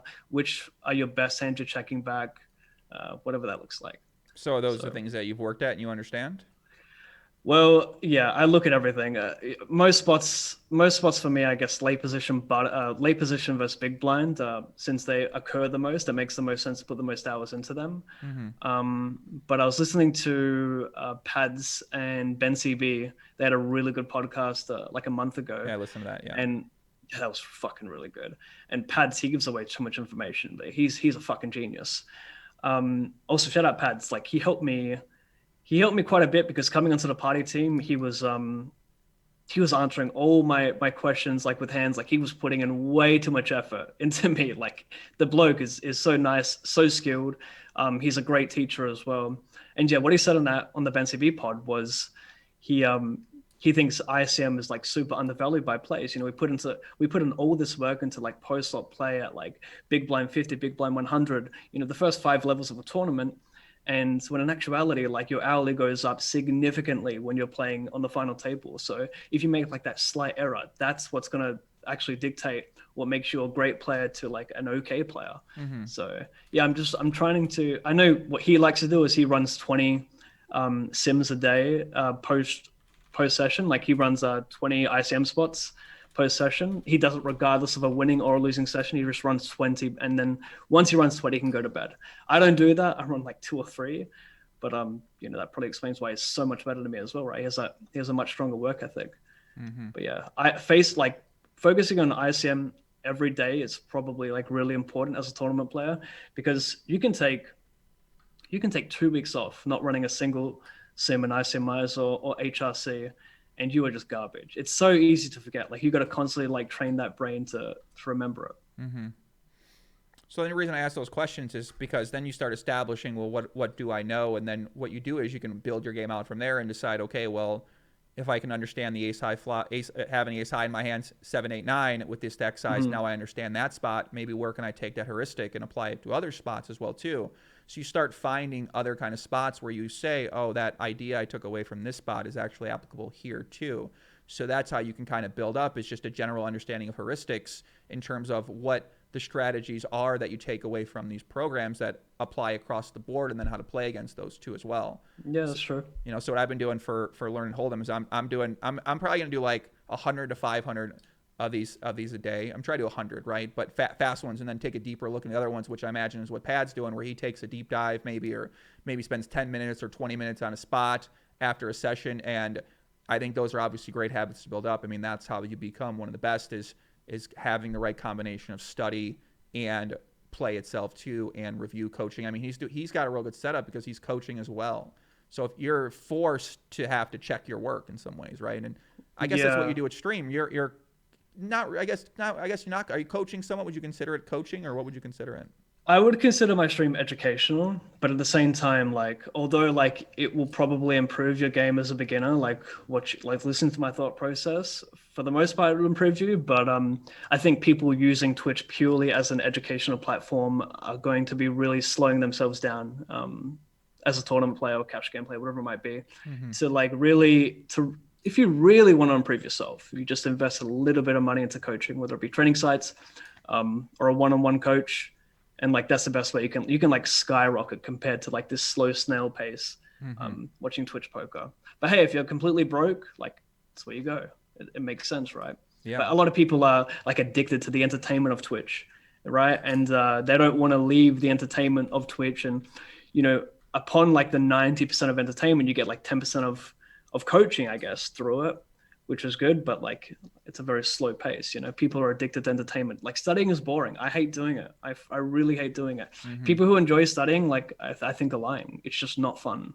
This is actually my number one business idea, which is outside of poker, which is gamifying the learning process to make the learning process a game itself, which we're going to see with training programs in poker at some point in time. I don't think any of them are there quite yet, but once the actual learning process itself becomes fun and the coach becomes engaging, more of an entertainer style who also can break things down in really understandable ways, then we're going to see people start to enjoy training more. And we are seeing a lot, because I study a lot, so we are seeing... Yeah, that PLO app you used on stream, that was pretty sick. It was like similar to DTO. So like, you know, like DTO are pretty good with that, right? It's what's the word I'm looking for? You know, where you can play. It's like interactive, and it's an interactive learning experience, right?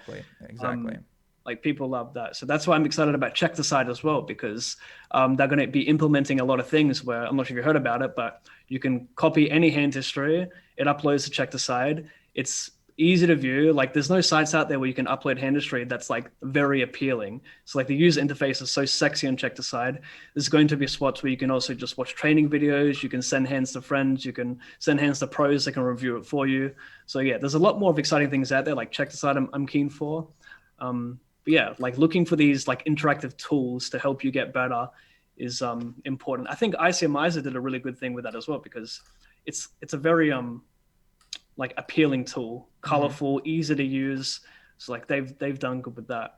But you know, like reviewing tournaments by yourself in like Poker Tracker, my goodness, like watching a training video is so boring. Like it's tough, because a lot of people watch it when they're tired as well, right? Like how many times have you watched a video where you're just like in bed, like half asleep? Like you just want to feel like you're doing something. Like I watched a video last night. Yeah. Right.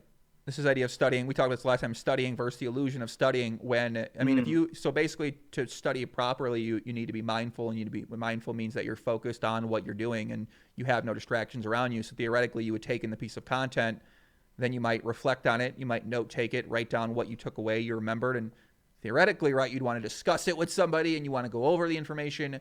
So if you're only really like doing a half-assed step one of the process, you're not necessarily... Yeah, that's why it's probably important to study like on a day where you're not grinding at all. Just take a whole day to study, because, you know, you use so much of your brain power up throughout a whole session. Post-session, just so exhausted. How can you really take anything in?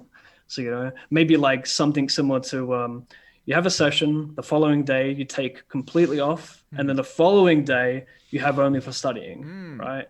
Even if it's starting at a really slow pace, you just watch like 2 videos, run like 3 sims, and that's it. Like that could be a good way to do it. But like studying post-session is, you know, it's tough to really absorb everything. You could eventually get the hang of it, but yeah. I know some guys right now, they're in these groups calls all night long studying. It's like their thing to do. Is that what they're doing? Yeah. Yeah, they just study. They just talk, or they're just constantly talking poker, right?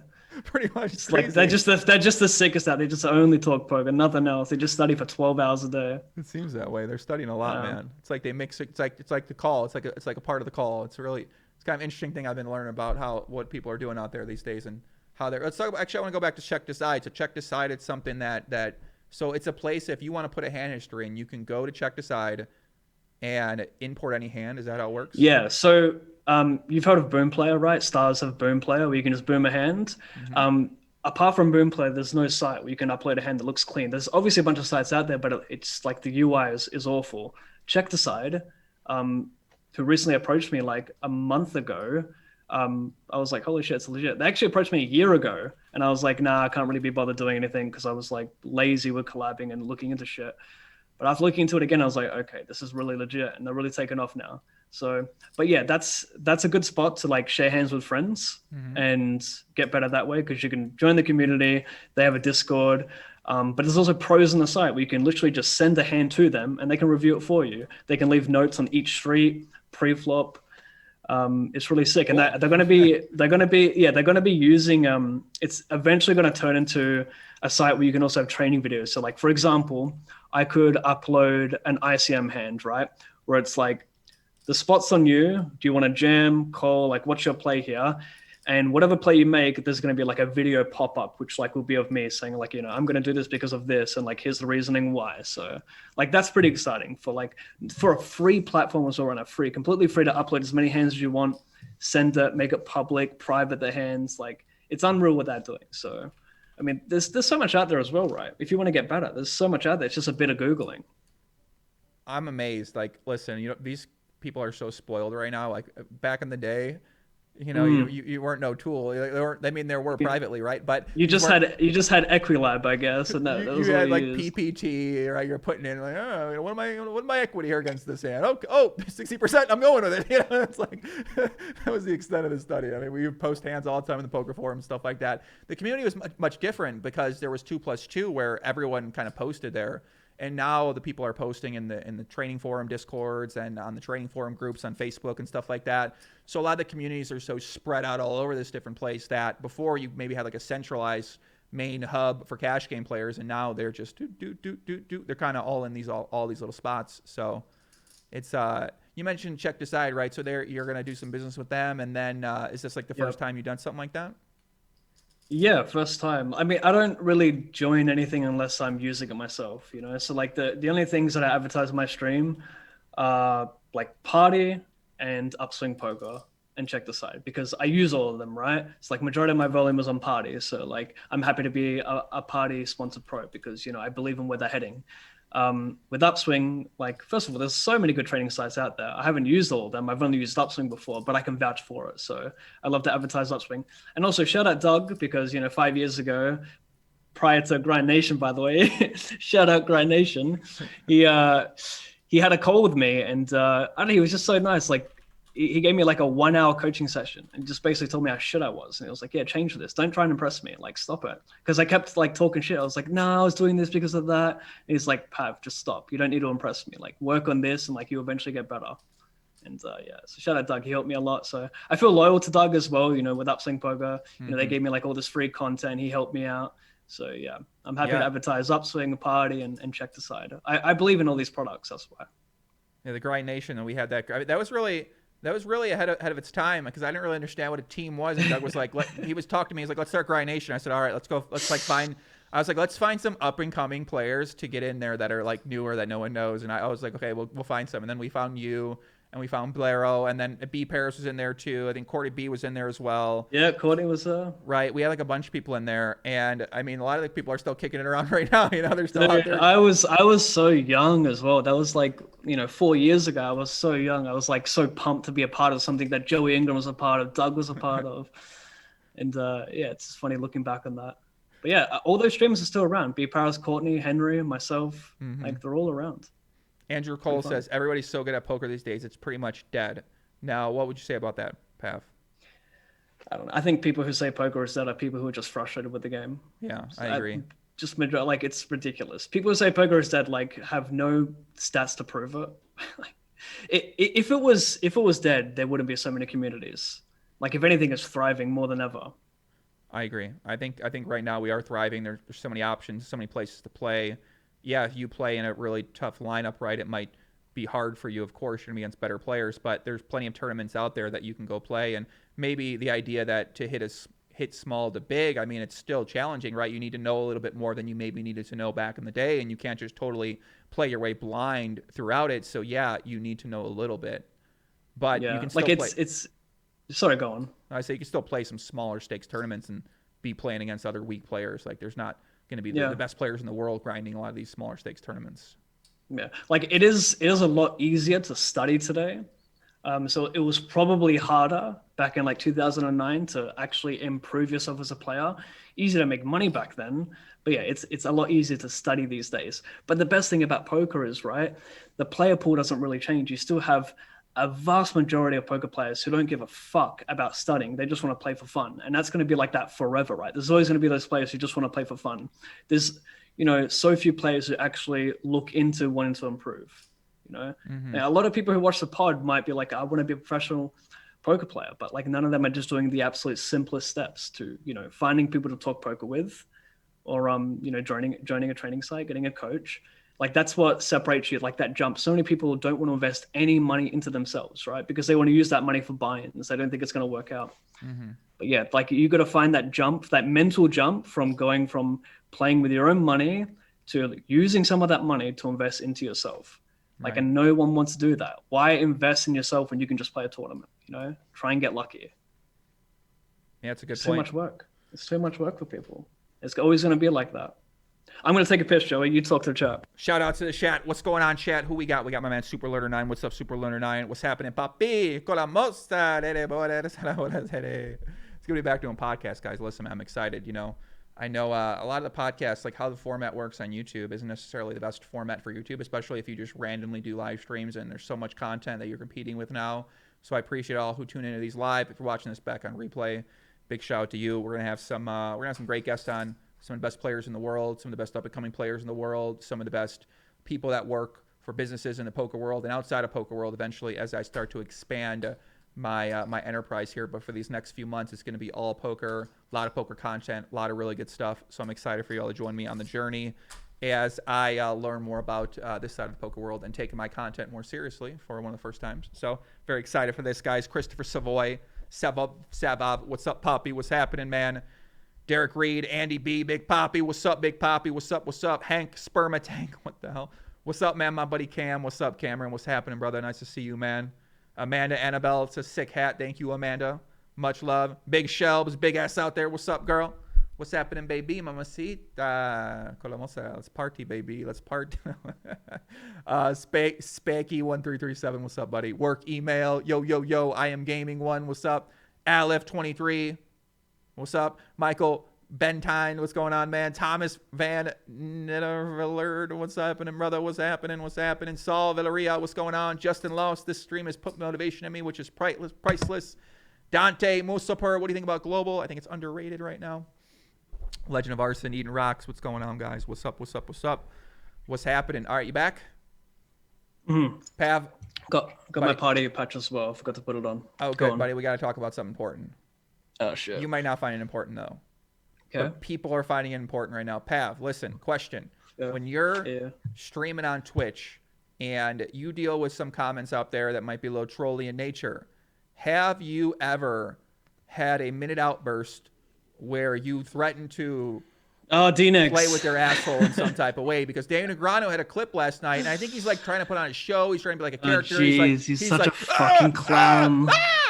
He's like fucking. That's what. Oh my god, that's what annoyed me so much. Even the clip with him freaking out about the disconnection. It was so like put on. It was not genuine at all. It fucking did my head in. It did. You thought that was genuine? Like a lot of people did. I was fucking very surprised, but that was not. You have a multimillionaire playing a $600 tournament and going bananas over disconnecting over one fucking tournament. Like, there's no way that reaction was purely genuine. You think he's like, faking watching it? that, you don't think I cringed so fucking hard, mate. I'm an entertainer. I streamed for 5 years. I know what's genuine. I know what isn't. That was not genuine. That was so fucking cringy. My goodness, I couldn't stand that. And regarding flipping out, someone spoke about his wife. I saw that video as well. I mean, like, what do you expect? You're streaming. It's the internet. You're going to get those disgusting comments. Like, you think that's bad. You think that's bad. Just wait if you keep doing it.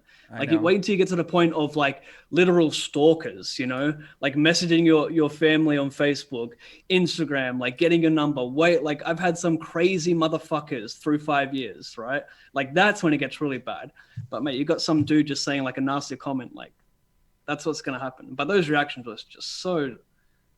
He's trying so hard to be the tough guy. Like, that was, I mean, even that clip of him, like, I'm going to knock your fucking teeth out. Like, it hurt to watch. It was so, like, just relax. What are you doing? Do you think he's trying to be entertaining? He's trying to be like a heel. He's trying to provide some character and life to the poker stream, to the poker world. I don't know. I think he's trying to be the tough guy in that last clip. I don't think he's trying to be entertaining. I think he's trying to be the tough guy. Interesting. No, what do you think about that as an ambassador? Because a lot of people. Dude, I went from Negreanu being someone I really looked up to someone I respected, to someone who I thought was really funny, to someone who I just can't stand. Like, I can't. Like, he just, I just muted him on Twitter. I can't really stand him anymore. Yeah, I mean, he's went through a really weird phase. Mm-hmm. I mean, it seems like he's trying to adjust to his life now and trying to figure out what is his poker existence going to be, because he's not a professional and he plays once a year, it seems like, and he plays some charity. I don't know that. Yeah, he doesn't play too much. Seems like he plays the World Series schedules. He might play on some of the Poker Go stuff, but I don't think he's really. Maybe he's playing some more online during quarantine. So I think he's probably just trying to find himself, and he's been dealt with so many comments related to more rake is better, and a lot of these fucking trolls that he gets constantly talking politics, and he's very polarizing on Twitter, so he gets a lot of people. And maybe he is ready to beat the shit out of these people, right? Maybe he hit the gym, he got his fucking muscles, and now he's ready to fight some people in the Twitch chat and on Twitter. Like maybe that's what's going on here. He's frustrated and he's ready. Yeah, man. I think he is. People out there are kind of upset because they say, is this what an ambassador should be like? Right? Like, do we want our poker? Dude, first of all, like, oh, shut the fuck up. My goodness. Like, you should see my streams. Some of the shit I say, like, there could be a random player just winning a standard spot against me, and I will mumble something like, fuck your mother, and I'll just move on, right? Don't even know this guy. And then people will be like, as a sponsor, should you really be saying this stuff? Like, this is poker, mate. It's 18 plus, 21 and to play live in some countries. Like, give me a break. Like, although Negreanu is just like unbearable for me, I think those reactions, who cares? Like, as a sponsored pro, like, if anything, it's better for the game. Like, give me a break. Give me a break. You really think that's bad for a pro to be saying that shit? Some people out there think it's bad. I mean, I saw Sean Deeb fucking tweeting, adding Twitch and GG and saying like, ban this guy from Twitch. He shouldn't be a pro. Like, give me a fucking break. Like, even though he's unbearable, like, let him do his thing. Yeah. I mean, I did find that reaction interesting too from people out there. I found it like kind of, I could understand it because I've raged before sometimes. I mean, never like, I'm not threatening to play with their assholes on stream. I mean, him and Mattis, do that, whatever. That's the way they want to handle it. But people seem like really upset. They think that no poker player should be speaking like this in the entire world. And it's just this terrible. There's plenty of people who don't speak that way that are good representations. And yeah, it'd be better if like our top ambassador was, maybe carried himself a little differently, right? But at the same time, a lot of people get outraged like that, and a lot of people have outbursts like that too. So, I just wasn't paying much attention to it. He's reached the point where he has like he's got a huge voice in the poker world where he can pretty much do what he wants and be safe, and like, good on him. He worked to get to that point. Mm-hmm. But yeah, I don't believe that every poker player or every ambassador should act a certain way. Unless you're like really out of line, I think just go for it. Yeah, I don't know. I just don't know what these like old school guys like Mattis and Negreanu. Dude, it's these cunts. It's these cunts with no ambition in life. It's these people who it's like these fucking losers who spend all day trying to cancel people on Twitter. Like, these cunts who literally have nothing going for them are the same people who are like, no, this ambassador needs to be different. Like, get a fucking life. Simple as that. You think you're gonna find anyone? Do you think those people who are arguing that hard on Twitter truly have a life? Truly have shit to look forward to? I don't have time to do that. My schedule's too busy. So these people who are doing it, like, they got bigger shit to worry about. Mm-hmm. I think they maybe right now during quarantine, they might not have much going on. Yeah. All right, sure. But it seems like this whole idea of the cancel culture is only growing and growing. It's becoming more of like a habit. You say something I didn't like, I'm going to try to get you fired from your job. Right? Like, it's some fucked up shit going on right now, but that's what it is. I mean, listen, I think I could get fired. A lot of people from their job for something they didn't say, right? It's a crazy thing. Like, why?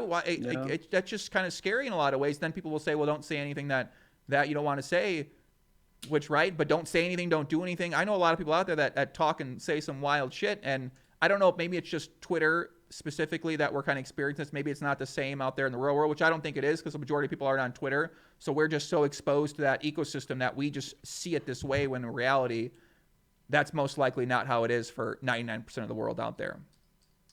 Yep. And it annoys me because, like, I'm in a spot where I could not easily be canceled, but like, as a public figure, the same thing can happen to me. So right. It's just ridiculous. No, I agree. I can relate to it more. Yeah, I mean, but I think even people who aren't, public figures, like, they understand how ridiculous it is as well. Mm-hmm. And then you see other people who love it. They think it's awesome. They think it's like good. These people are getting what they deserve, and these people are getting what's coming to them. You said something I didn't like, you're done, right? Like that seems like that's a big all the people having a bad day. All the people having a bad day. They feel good for a moment. Mm-hmm. Good on them. Yeah, I was thinking, like, I guess the professional advocates, are they just always advocates for something new? They solve one problem, they go to the other. They're just professional problem solvers of the world. And yeah, they get paid. I guess that's what they do, right? I don't know. I mean, if it's your job, I can understand that. And, but it puts me in a kind of weird spot because I'm considered like media in poker. So I talk about what's happening. And, you know, I could take it a lot of ways. Like I could make a real funny meme out of DeGrado Rage and combine it with a movie scene, and like it could go viral, right? And people are like, that's the most hilarious thing I've ever seen.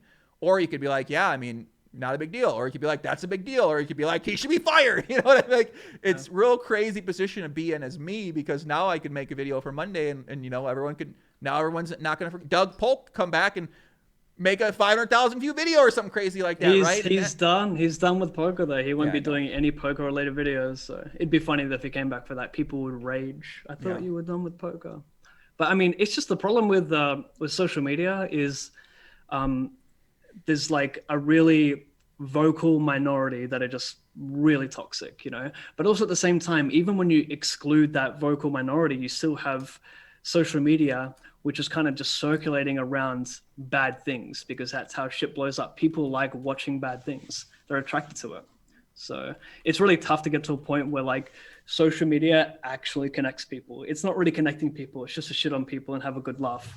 Yeah, it's interesting. It's not surprising. I use it to connect to people all the time, because I've met a lot of people through social media, and I don't really mess around. I'm not really putting people down on social media. I've never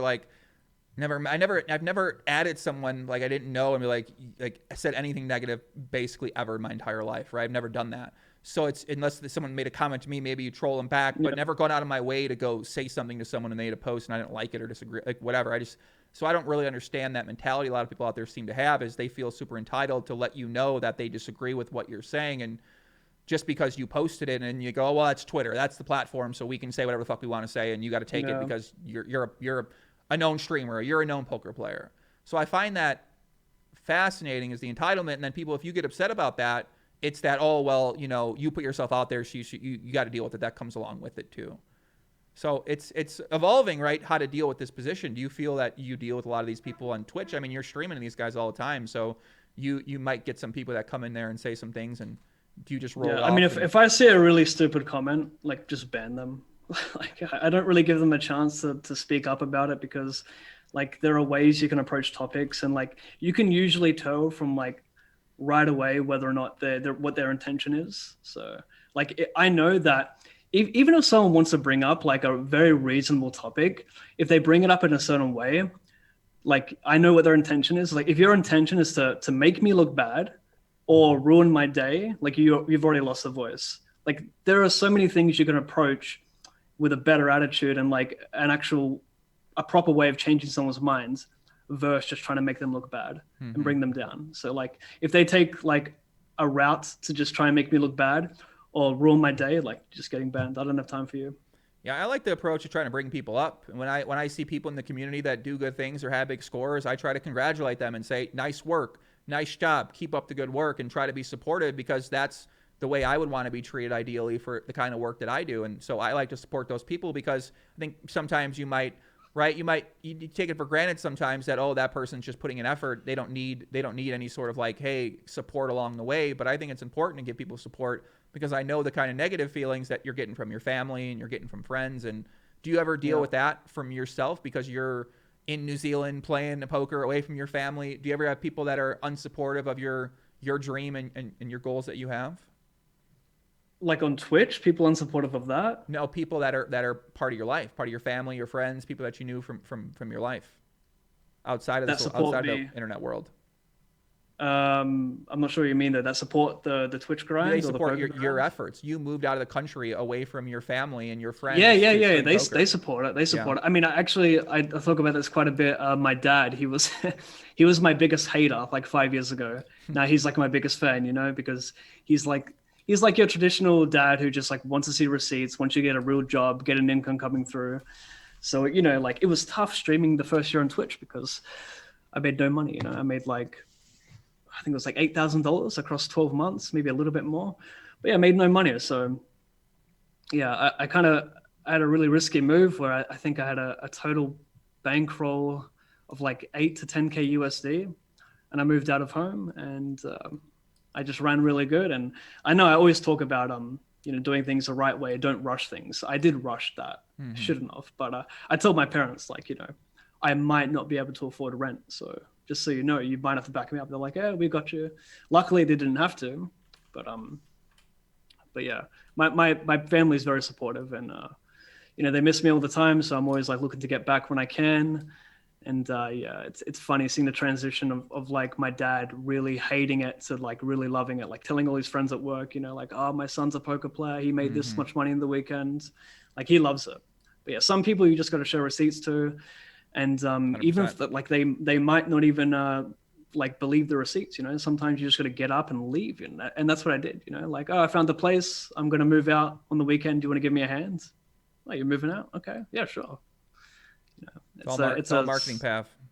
Yeah, all marketing with these to get people to support your journey. You got to show them some proof, right? It's like that. My parents back in the day, when if I had no money moving out of the house, like they're like, "What the fuck are you doing?" That book you got as well, that was cool. You showed it last time. Like that. Exactly, buddy. Exactly, man. I think things like that, having supportive people in your life, are very important. And a lot of people out there don't have people who support them and aren't going to pick them up when they're feeling down, and aren't going to say, hey, like, if this is what you want to do, you can do it, right? And encouraging on a consistent basis, and also potentially sometimes providing some advice and some guidance in some ways. And of course, not everyone's going to know how to get to the point that you're trying to get to, so that can be challenging. But finding the right people in your life who can try to guide you down the paths that you're trying to go, whether it's success with the relationships or success with wealth in your life, a business or poker, whatever kind of business that you're in, find the people who are good and know how to succeed in that business, and then try to learn from them too, and try to establish relationships with those people. Have those people for support, right? I think you need a lot of those things. Do you feel like you have those people in your life now, live in New Zealand? But like, you don't even need them. You don't even need that like family support. You can just find friends who have the same ambitions as you, and I think it's just as good. I really do. I think if you don't care about your family, you don't care about your family's opinion. If you care about your family's opinion, they say like, "What the fuck are you doing? You're doing this wrong." I don't care about their opinion when it comes to poker and like what I'm doing on my career, but everything outside of that, I definitely care. It's nice having their support, which I do. But yeah, like in terms of also like IRL support in New Zealand, like I have 0 friends here in New Zealand, like not a single friend. Like my only social interaction is streaming and being alive every day. So how do you feel about that? Do you feel like that you're missing that in your life? Are you okay with the it's not.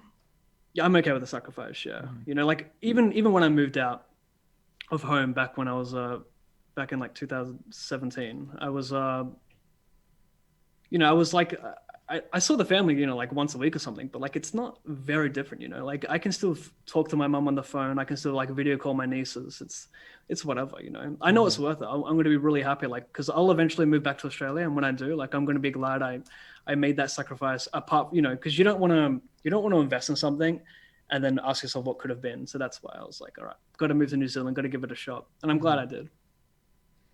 Yeah, Ultimate Grinder says, how am I supposed to be positive when I'm surrounded by negativity? Get rid of that negativity. And like, who's surrounding you? Your family, your friends? Like, cut them out. It's pretty simple. I mean, it's doing it is like, the idea is simple, but obviously implementing it isn't as easy, but you know where to start at least. Very tough. Yeah. I mean, making a list, figuring out how, I mean, it's tough, right? You gotta, it's real tough to sacrifice. It's a big sacrifice because sacrificing is. You gotta sacrifice. You don't want to find new friends. It's hard. Yeah, Chris Briggs says, first time I've commented on a live stream of yours, man. Great one to tune into. Pav is an absolute legend, and you gotta love his attitude for the game. Great content, guys. I agree. Pav does have the GTO attitude. Legend, future legend, man. I think he's still got some things to accomplish for himself and for people out there too. And I feel like it seems to be like a matter of time in some ways, right? But also you got to put yourself in the positions, and these big scores.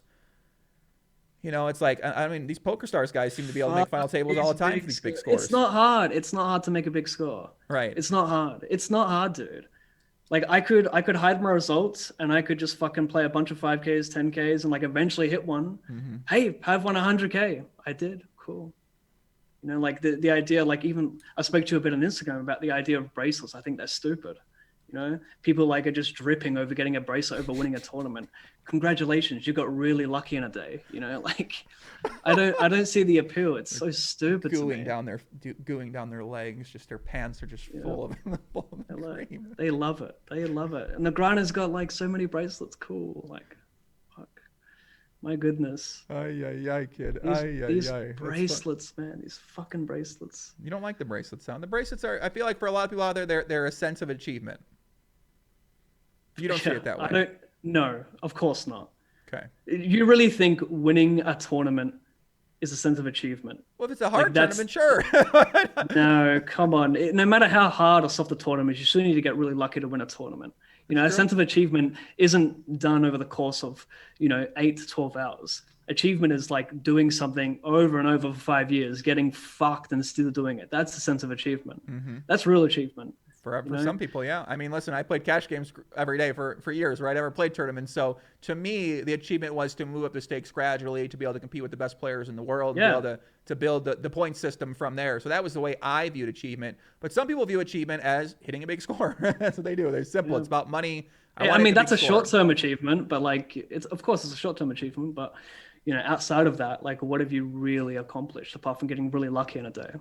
What have you really accomplished at any point in time, right? If you want to take it back to that. Oh, we're getting deep.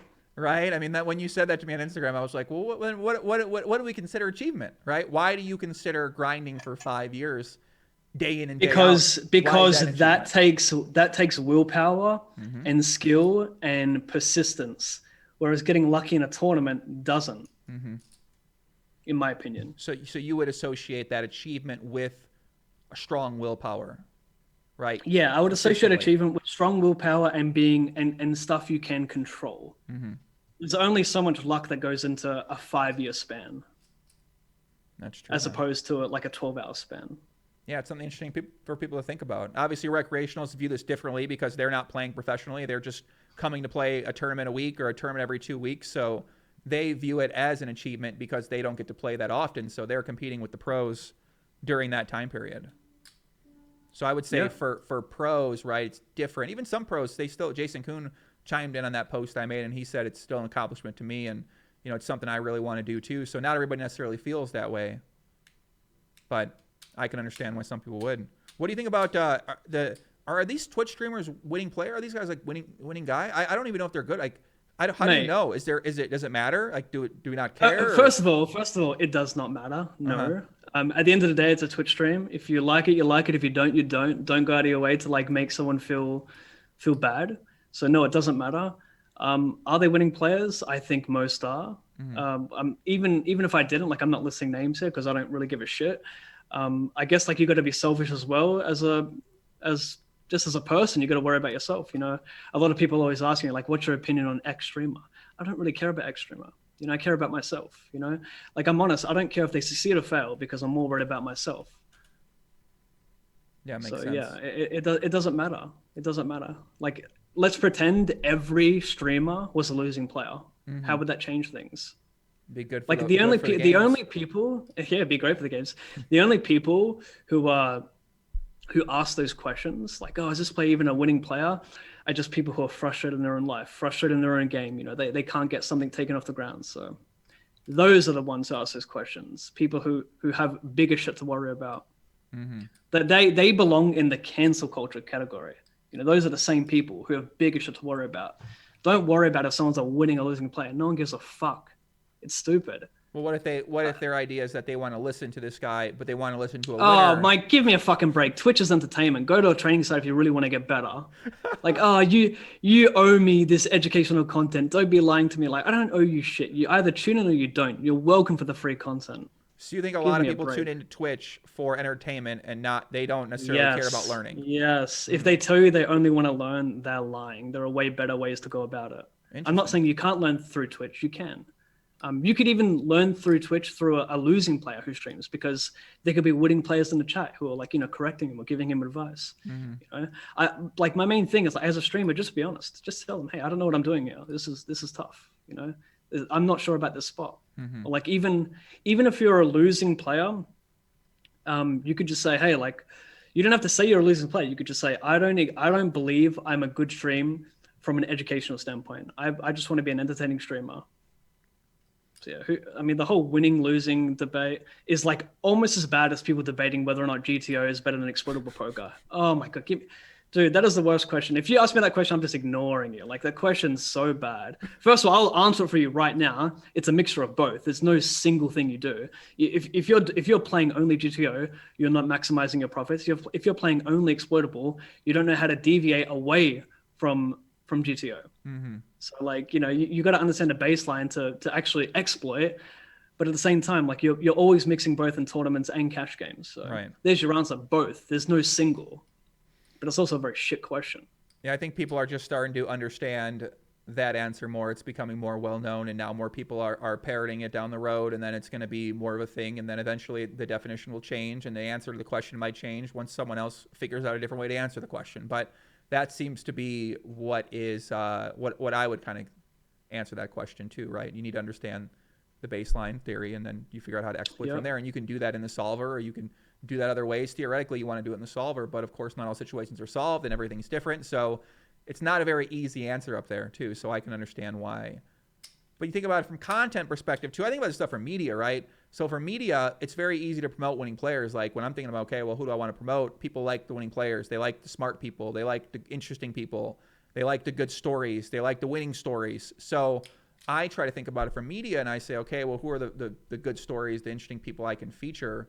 So from my standpoint, and theoretically, right, if you have a big winner and a big personality, then that seems to me to be a good thing. I don't know if that's going to be true in the future, because you might just be able to be a big personality who is sponsored, and it doesn't matter if you win or lose, but you just have a lot of fans because people like your personality.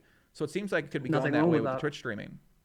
Yeah, nothing wrong with that. Yeah, I hope it does go that way. I hope we slowly change the thought process of like the casual viewer, you know, who it's like you have to be winning or you have to be like upfront. You don't have to be anything. You just got to be yourself. Just have fun. I agree. I think that the obsession with winning is created by the training sites, and it doesn't necessarily need to be that way. Like you can still have fun and play poker and get lucky and enjoy yourself. You don't necessarily need to be striving to win every time you go out there. Some people might because they're professionals, but it isn't a requisite for you to have to do that. And I think that message has been marketed and pushed on people over and over and over by training site operators, that now people only assume poker fun with being good, when that's not really true. And it's really hard to go back on that, because that message is constantly being put out there by people who are financially incentivized to make you feel like you have to get better in order to be successful at the game or enjoy the game. But they're also always going to be around, aren't they? Those training sites are always going to be there, so it's going to be tough to like break that mold, whatever you want to call it. It's always going to be there. It's also tough because it's a natural exit point for a professional poker player if they'd like to monetize themselves outside of the game. A natural thing is to associate yourself with a training site in some capacity. So then you take that platform you built up through your ability at the game, and now you turn into a natural salesman of a product as well too. So it's like, it makes sense why it's not going to go away anytime soon. You know, and maybe Twitch kind of reverses that. We see some streamers who are, but I think there's a lot of really good players that are streaming too, right? There's a lot of really, like Matt Staples. Maybe Twitch does change that, yeah. But it seems at the moment, it seems like a never-ending cycle. Like you said, like, you know, they retire, they go into coaching, and then like the next person steps in line. Mm-hmm. What were you saying about Staples? Well, I think like you know, we got a lot of really good players. Like a lot of these streamers are starting to become really good. Like they're just it's hard not to. You play 5 years, it's hard not to become good, right? It's hard not to know what you're doing at the game. It's not that complicated of a game. So it's hard not to know what you're doing, at least to a pretty decent degree, and much better than most people after years. And I think we're starting to see that with a lot of these streamers. Like they're getting better resources, they're getting better coaching, and then they're all starting to get better, man. It's so in some ways that seems good. But there seems like there would need to be a casual option who is just like a fun personality, not necessarily winning. Because if you look at other spaces, there's like a competitive element and there's a recreational element, and there's popular people in both, and there's different elements for both. So I would imagine in poker, we'll have more of a recreational element be created at some point in time, if we don't have that already now. Yeah, probably.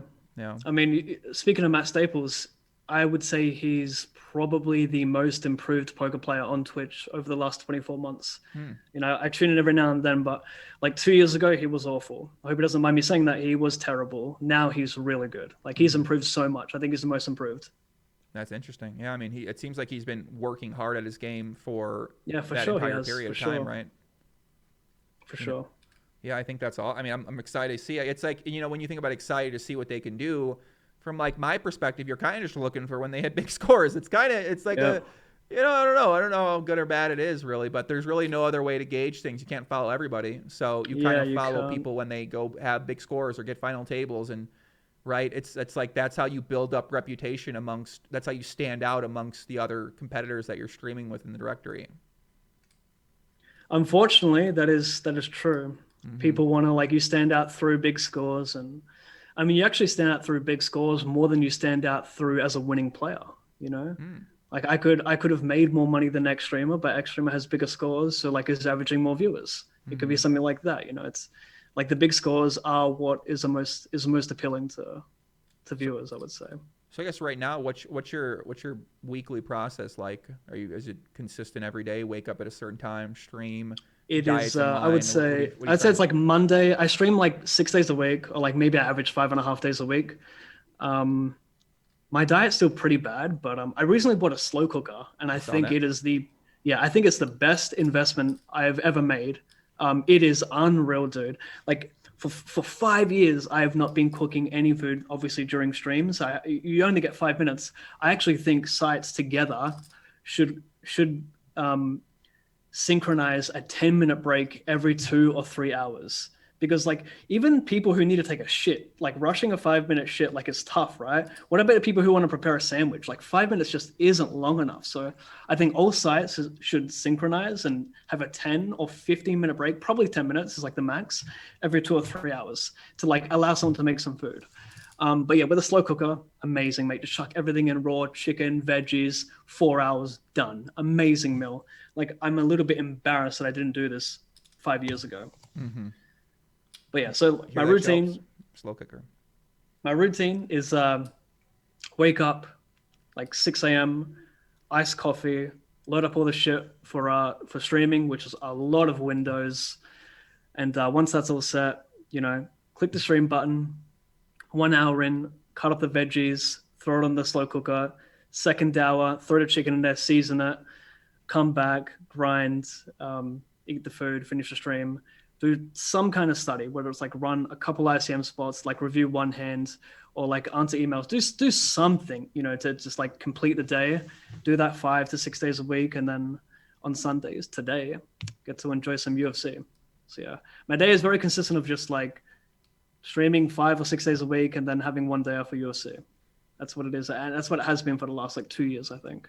So it sounds like you have that implemented as a system that you like to follow. And is the goal to execute that system versus a result style goal? Is it just, okay, if I stick to this, then I'm going to get to the point that I'd like to get to? Well, yeah, I know this is making money. It might not be making the most money. There might be better ways around it. You know, maybe I should take another day off and have that day just for studying, just for creating content as well. You know, creating study content is a cool idea. Yeah, I'm trying to like maximize more of my free time into doing things I enjoy. So I can also like relax. When you do things you enjoy, it's almost a form of relaxation as well, right? So right. If I can enjoy working on something that is like building my brand, making me smarter, and isn't using too much mental energy, then yeah, just try and squeeze more of those in. You know, like I'm doing something on Instagram where I'm doing ICM with Pav, where I just review these ICM videos, and I uploaded one this morning. I want to do more content like that for YouTube. I started doing commentaries. I saw you do one for BCP replays on YouTube. They have like that really neat, they have a really nice channel. So I did commentary for that like a week ago, and then I made another one the other night, which I'm going to upload this week. So yeah. Sounds like you're doing a lot then. Yeah, I guess, but like in between all of that, it's so easy to do a lot of nothing. You don't realize, because time flies when you do nothing and you're just like chilling out. You know, time like 3 hours can just go like that on YouTube, just watching random videos and you're recommended. Oh yeah. It's like I should even have a rule not to fucking open up Twitter or YouTube or Twitch, and that's the only way I can do something. You know, because all that's so distracting. The algorithms get you quickly on those platforms. I mean, they're designed by very smart scientists to get you. Oh yeah. Right. Like imagine like the Doug Polk of data science working for YouTube and trying to design an algorithm to get me and you to watch more videos, right? So yeah, their algorithms are very, very smart. But we're different than like other people. Like as a public figure, like we have different goals, and like maybe we got to work harder. I don't want to sound like arrogant. Maybe we've got to work harder to build the brand versus like the average person who just wants to get good at poker only, you know, do nothing else.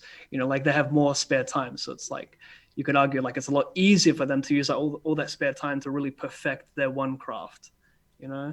Like Kobe Bryant, right?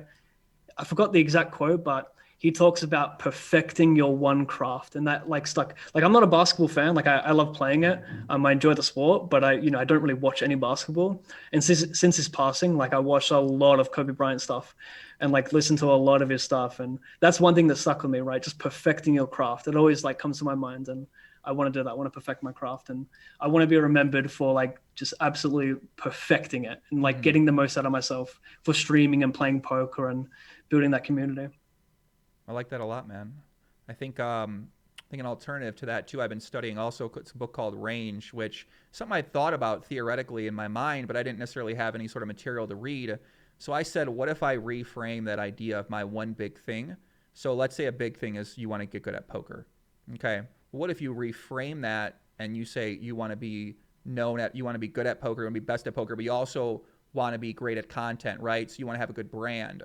So in a way, you start to reframe the goal, and then the strategies actually become different because maybe you punt a little bit on certain things in certain areas in order to further it. It kind of makes what exactly to do more challenging because you don't necessarily know what's going to have that cause and effect. Whereas you might understand if you keep shooting a basketball, or if you find the best coaches, or if you train the areas that you're uncomfortable in, you're going to get better. So in some of these things, it's actually hard to know what to do necessarily to get better, which makes it more of a challenge. Is there's like, so now I'm starting to think, okay, what if you accumulate different areas of knowledge, and then you say, okay, how can that knowledge set make me unique and make my strategy unique, make me the way I approach this sort of stuff unique or different, and then maybe combining all these different knowledge bases together to build a very unique strategy. So that's sort of what I'm working at right now, is just reframing it. So instead of saying I can only do one thing, maybe these other things actually benefit where I want to get to more than necessarily focusing on just one area over and over and over again. It's called Range, this book? Yeah, it's called Range, yeah. You read books often? I read a lot of notes for books, so that's what I do. I find these there's really good note sites that basically will transcribe the best takeaways from the books. So I'll go through a bunch of those pretty often, and then sometimes the best books I'll read because I got a lot of books here. So I'm basically studying. I took time off. I studied from about December until June pretty consistently, and like during coronavirus, I went deep into geopolitics and world history and American history and financial systems and all that kind of stuff because I was very interested in what's happened. I thought I wanted to get involved in there. But now I'm applying a lot of that study and knowledge to the poker industry, and it's very different, and it's like a different world here versus what's happening in other mainstream worlds. So yeah, man, the book reviews are really good though. I'd recommend them a lot to you if you don't want to obviously you don't want to read like a 600-page book or 300-page book sometimes. Yeah, so I like that idea. Yeah, you find these really smart people that just go over it. So you can just Google it. You can be like Range notes PDF or anything like that, and then you'll get a bunch of things like that. Sick. Yeah, man, it's pretty interesting stuff out there. Grit's another book as well too. Studying edibles, I agree. You don't do no drugs, right? You're not doing any edibles, anything like that? No, I don't do drugs. Don't smoke weed. Don't Nope. smoke cigarettes. No drugs. You working out? You stay? Nah, don't work out, mate. Just working on the brain, huh?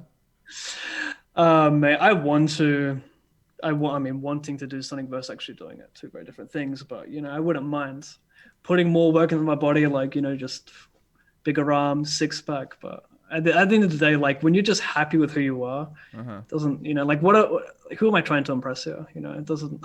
I feel like whenever I did stuff physically, like to improve my body, it was always for like girls. That was the only reason. Just want to impress girls.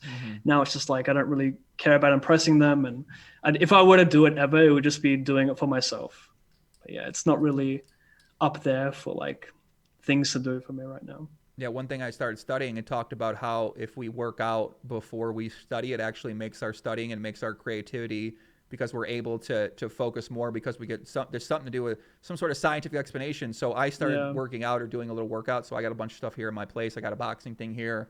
I got a lot of equipment here. I used to like make up my own in-home workouts that I would do during if I ever watch TV, if I ever watch a show, I'd always be working out or foam rolling or stretching or something. So I started doing that a lot before my study set. I mean, it feels great, right? I mean, I think it's working. Working out, yeah, it's definitely it's great. It's nice. One of the best things I've done, because I really studied exactly what inflammation is and what it does to your body and what working out does to your body and what it does to your mind. And I started to realize that it actually makes you perform better theoretically when you're working and studying. So I said, oh, it's not just for a vanity metric. in terms of I want to look good for the opposite sex or Yeah. impress these people and that. But it also does help out with that too, because when you're judging someone right away from a content perspective, you might just look at what they look like. And if they look unattractive, you might say, well, I don't want to listen to this person. I don't want to take their opinion.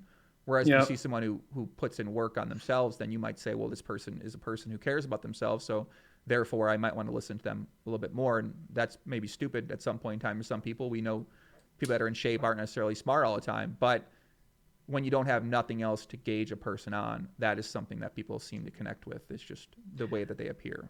Yeah, I like the idea of it, like working out prior to getting in like a productive day. But I think the problem for me as well is even if I wanted to do that, it wouldn't really make me the most money because because I want to get up as early as possible and grind out as many good value games as I can. So like, for me, like 2 or 3 a.m. is when the peak grind starts. The peak tournament prize pool is like 2, 3 a.m. when I'm sleeping is when it's all starting. So, when I start at 6 a.m., like I'm already late. So like imagine we're going to wake up at 6 o'clock and then do like a 30-minute to an hour workout, like prolonging that just like makes me feel sick. I just want to get in all of those games, prior to like late reg ending. I love that hunger. I love that hunger. I love it, man. It's I mean, I can relate to the hunger. I can relate to that desire, that just overwhelming desire of just, this might help me, but fuck it. I got to be in there. I got to be competing. I got to be in the mix right there. Right. I mean, listen, it's probably it's an unhealthy ego, most likely, as well. Like the ego just makes me want to put like work ahead of anything else. I can only tell you the things I've learned in my experience reflecting on it. And these are areas that I wish I handled differently, right? But it's not the same for everyone. You got to go through it and you have to experience it for yourself. And maybe we have this conversation in 5 years and we look back and you go, yeah, that made sense, right? But you don't really you don't know until you go through it, until you experience it for yourself, until you come up with the idea for yourself on your own time, and sort of how these things work for everybody out there. There's no maybe I just moved to Canada, so I'm in a proper time zone and I can start my grind at like 11 a.m. Maybe that would be easier, but that sounds easier. I mean, that kind of sucks if you want to start at 2 I just don't want to move. It does. I don't want to move away from Australia. Like New Zealand's like only a 4-hour flight. Like Auckland to South Australia is like 4.5 hours. So I don't want to have to go across the world. But I'm thinking about it. I might visit Bolero. Ooh. Good old Henry. I might visit him in Austria, Vienna. So is I might visit him for the other Germans there. Is he hanging out with all those guys? He is. But like on top of all that, like he's hanging out with sickos, but like he's just having a really good time. I mean, he's like I mentioned before, like the stream house, the sickest, mate. Living with people who have the same ambitions as you, like, is just an awesome time. So like poker players looking to do it, definitely try it. Pick the right people, you'll love it. Mm-hmm. We're going to have the stream house again in Canada. We're going to do that. Me, Travis, Henry, and Patrick. We're going to do it, but then COVID hit, and we had to cancel it. Yeah, that sucks, man. I mean, the stream house are awesome, right? I think I've had 3 or 4 in my life, and they're amazing being around other people who are kind of keeping you locked in. You're a support system, right? You're supporting them. You're studying with them. They're getting you fired up. They hit a score. You're like, fuck, I gotta, let me get after it too, right? Like you want to do well. They motivate you to do well too. I mean, I love it, man. I mean, I've always thrived in those kind of environments, working with people who are like-minded, and yeah, man. I mean, that's a support system right there. I mean, do you talk with those guys a lot? Are you guys in group chats? Or Yeah. We're in a group chat. We talk every day. We're really good friends. But yeah, I agree with that. Like it thrives for me the most in that environment because I want to beat that dude. Like he got a big score. Like Henry and I, like we were very competitive with each other. Like we were anti-sweating each other. Like it sounds bad, but like I still think it's healthy, to be honest. Like him and I anti-sweat each other all the time. We want to do better than the other person. Mm-hmm. So, but yeah, they're just fucking sick. Those environments, they're awesome. How's Henry been doing, Bilero? He hasn't been grinding much this year. He's just taking a lot of time off. He's got a girlfriend now. He's just living life. He's loving it. Hit some scores and build the bankroll up, and yeah, that's how it works, man. You build up the bankroll and you get comfortable and you lose that hunger. Maybe he has the right idea, right? Just live your life, enjoy it, as opposed to like working really hard. Like I don't have to work hard, but like I do it because I enjoy doing it. I could maybe enjoy my life more if I just got a girlfriend and did nothing, chilled out for a bit. But like the richest people in the world are those who are just having the best time. And right now Henry's having the best time, taking time off, hanging out with his girlfriend. He's in love. He's just going places. Good on him. Yeah, I agree. Like maybe that's the play. Could be. Maybe down the road for you, huh? Maybe. Do you want to be a dad? You sound like my girlfriend now. Do you want to be a dad, baby? Definitely. I think so one day. Why not? Yeah. I think once How I old get are you my now? once I get my life in a little bit of order and figure out what the hell I want to do with my life, and then yeah, definitely. I think so. I think I'm getting to that point, right? Get a little older. Yeah. I mean, I'm 27. I'm not thinking about it, but like, you know, like it's likely to happen between now and the next like 6, 7 years, right? So like it's on my mind, like, hey, that might happen. Mm-hmm. I'm just curious if Joey wanted to be a dad. I feel like he'd be a good dad. It'd be a lot of fun, right? I mean, I think it'd be a lot of fun. I'd be hanging out with my kid a lot. We'd be in the lab. We'd be in the lab, definitely. Would you want a boy or a girl? Boy, definitely. What are you talking about? Yeah, same. I'd want a boy. I'd want to see like a mini me growing up, and I'd want to teach him things that like I wasn't taught. I'd want to make him like a better version of me. Yeah, like learn financial literacy early on, son, right? Yeah, Understand just the everything. idea of business and creating value for other people. Do something useful for people, and you'll never have to, right? Find something you enjoy. Like, yeah, I'd probably teach myself these things I wish I would have taught myself earlier Yeah. back in the day. So, see what happens one day. Shelby says, "I need babies, please," in the chat. Jesus fucking Christ. You got her going now, Pav. Did she put you up to this, man? Did she message you on Instagram Nah, before bro. this? Nah, bro. You're good. Big shout out to everybody been tuning in doing live, guys. I appreciate it. If you're on Pav's channel, Pav, people are tuning in on your channel too? Yeah. How many people we got here? I haven't even checked. There's some people chatting though. Yeah, shout out to the Twitch. I mean, I know people like the tournaments, right? They don't necessarily always tune into the conversations. They like, they like people playing poker, basically. So it makes a lot of sense. Yeah. And you're gonna be streaming after this too? Yeah, I'm streaming right now. So like after the pod, I'm also gonna do a complete tournament review on Check This Out. I'll be reviewing my 530 PKO cash for $50,000, all live on Twitch, twitch.tv/ALLinPav. If you Cool. guys want to check it out. It's a good idea. I like that a lot. Anybody have questions for Pav in the chat? I'm gonna look at my other list here. We got a few clips here, Pav. I mean, listen, that DNegs clip, right? I mean, I want to talk about DNegs. Post that DNegs clip. People are gonna fire up on you, Pav. Oh shit, yeah, sorry. I mean, yeah, I did say some pretty mean stuff, didn't I? Oh, damn. Fuck. I was like, I'm gonna ask you this question. I'll post it, and I was like, well, Pav's gonna maybe edit the clip a little bit. It was kind of cringy. I mean, it's like an honest take, though, right? It was fake as fuck. I mean, come on. Some people were like, "Oh, it's so he's just being real. He's being authentic." Yeah, I go, so many people say that he's being so. No way, dude. Yeah, I understand a camera brings like the most out of you, but like, come on, mate. It was so fake. Like the desk slam, like it was painful to watch. It was painful. He's an entertainer, man. He's entertaining the people up there. That's on my face, He's like entertaining people up there, man. I don't know, bro. We had this fucking hilarious. Oh my god, Pav. I'm going for this whole like be real nice to people thing, right? Because I understand it's like I'm just playing nice, right? But I had the most hilarious skit mapped up for that. Oh yeah, you should do that. You should. That sounds good. I want to see that. They take it to be so mean. They think I'm like being mean. I'm mainly just making jokes about the situation because it's kind of funny and nothing else really happens in poker. But they take it real mean. So I guess I can't. Really... Well, always someone's gonna be offended no matter what, right? Yeah, they get real sensitive, man. They get real sensitive out there. So I can understand it though. Pav, on my list here. I got a lot of these things in. This is quite nice. That's quite nice. Yeah. I guess I was gonna ask you, right? So guys, really your goals down, right? Any moments stand out? Any memorable moments? I mean, I posted that clip where you have like it's an embarrassing clip. That's embarrassing, but it's funny. Bro, that's the most funniest fucking clip I've ever seen. You lose it all in. You slam your mouse down. Your mouse breaks. You time out with big hands right afterwards, and you're just like, what is happening to my life right now? Yes, embarrassing, but also some context with that clip. If you look at the live counter, I was live for over 19 hours at that point, right? I was drunk for the entire second half of the stream. That's why you saw me like overreact like that over a $16 tournament. If you actually look at the binds and cashes, it's like, I think it's like 7K in binds, 3K in cash. So I'm getting smashed. I'm like not happy. I'm playing a $16 tournament here, just trying to get in like any kind of tournament. I think what triggered me the most in that moment wasn't losing the hand. It was losing hope. It's like, my goodness, like now there's like an even smaller chance of me making money today. Like that pot could have made me a little bit more money. So like, it was more so just losing hope. And that was the most painful part. And I was drunk and I was emotional. It was stupid. It's embarrassing, but it is funny.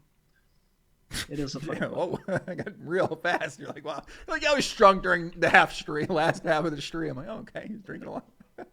Yeah, I Is mean, it a common I haven't thing, done- Pav? Is this what you're doing? You drink a Nah, lot during bro. the streams? That honestly was the last stream I can remember that went over 15 hours. Like I had that stream which went for like 20-ish hours, and the stream, Jesus. the most I've ever streamed for was I think 28 hours, and that was a bad idea as well. I think they're always awful ideas. Doing 24-hour streams just make no sense. They burn you out for like the next couple of days. You don't want to stream. It doesn't even bring you in that many viewers. Like it's just not worth it. Doesn't do anything.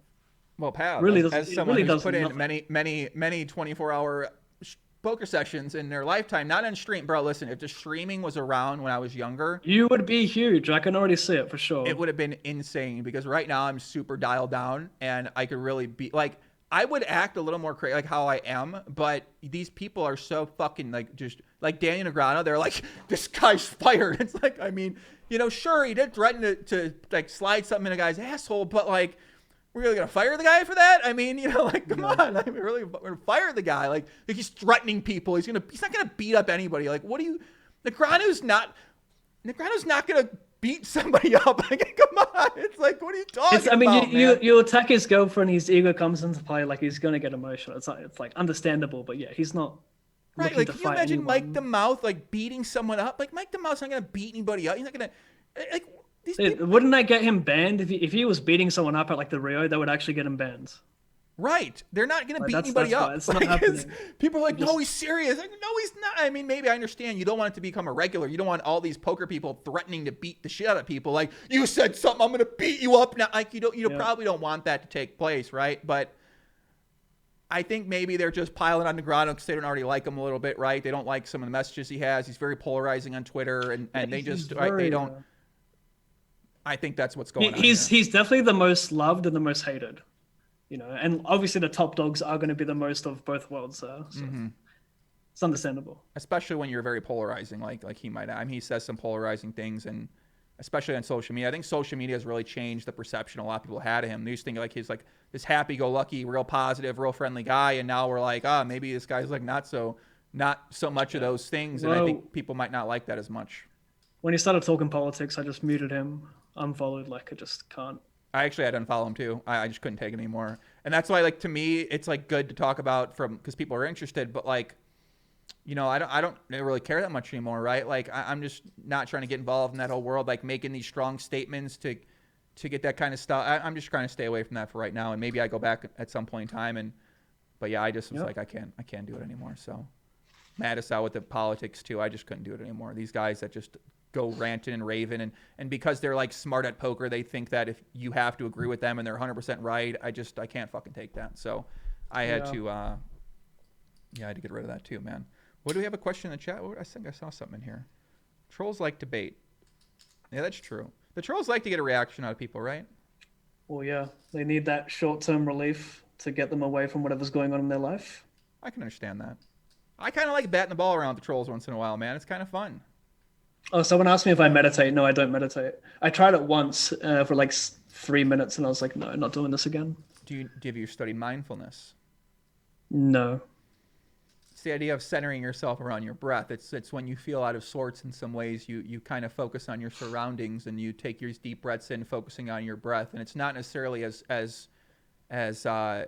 like you're not saying, okay, I'm going to meditate for 10 minutes here, but it's something you can do for 30 seconds, for 25 seconds. And what I do, it's a trick I do when I get super high and I think like my world's going to end and stuff like that, right? So I'll sit there, but okay, I'm in this room, right? I see the wall, I see this, and like, oh wait, I'm not in my head anymore. I'm not thinking anymore, and that always pulls you back to center because you can go down some real crazy anxiety tunnels when you're thinking about. Yeah, I can see it being really helpful for a lot of people. For Yeah. me, I don't meditate, but it could even help me, but not to the point of me like really giving it a shot. I don't think. Like I just would rather spend my time, I don't know, trying to actually get better at poker. Mm-hmm. But it could be a really good life thing, just to like, bring you back down to earth, calm you down for sure. But a lot of people like really use meditation as like even a form of studying these days. Like, God, like you got to meditate to get better at the game to help you perform better to meditate. Mm-hmm. Like, no, meditating is not going to teach you how to play a spot. It might keep you calm and you could perform better, but overall it's not going to, if you want to really be calm at the tables and like master it, then yeah, just actually study. Don't meditate. Heads Up Master says, Without getting into too much detail, tell Pav I truly apologize for my past behavior, and let's leave it at that. Let's move on. I can't be fucked with anyone like that. Moving on. Yeah, it's Master. Dylan Maller says, is Pav a psychoanalyst or something? He seems very reflective. What does that even mean, a psychoanalyst? A psychoanalyst is probably someone who analyzes their own thoughts. A person who practices Analyze myself or someone else? Yeah, I don't know. It's a good question. I'm not really sure. Social workers, psychologists, psychiatrists, or social workers by training. I would say I'm pretty like socially aware. Like I'm aware of like small mannerisms from myself and other people. I would say that, yeah. Interesting. So maybe he is. I don't know. He studied it, right? Maybe. Never thought about it. I never even looked up that word. So now we know the word. Psychoanalyst, right? These professionals follow Sigmund Freud theories and other modern theories that are based on the idea that painful childhood memories in your unconscious mind are the cause of emotional troubles. Well, there we go. Shelby, IKEA home, Lamau. It's so true. My home does look like an IKEA set. A lot of people say that. It's all furniture when I moved in here. So I was like, it looks nice. A little catalog here. Yeah, she goes, oh, I love his background. So now she's in IKEA. Reminds me of Fight Club. The psychoanalyst. That's funny. I guess, so what's coming up here? What's the plan? You got streaming here. You're streaming after this. Got WPT through September 8. And yeah, I'm just trying to put in a lot of volume. That's why today I want to review Handsome Checktaside just to kind of get my shit together. You know, plug Checktaside, like let people know how easy it is to like view hands. You don't even need to create an account. You can just view hands for free and upload hands, unlimited hands for free. It's unreal. So yeah, that's what today's going to be. Just a study session, take it chill, talk some shit. Have some fun. Have some fun, mate. I like it, buddy. I like it. What other questions you got? Let me look through my list here, right? I mean, I kind of got a lot of these down, though. You got ones on Twitter? The Twitter ones were like... What did they ask on Twitter? I thought there was some under the thread on Twitter. Maybe I'm confusing that with the Jeff Gross pod.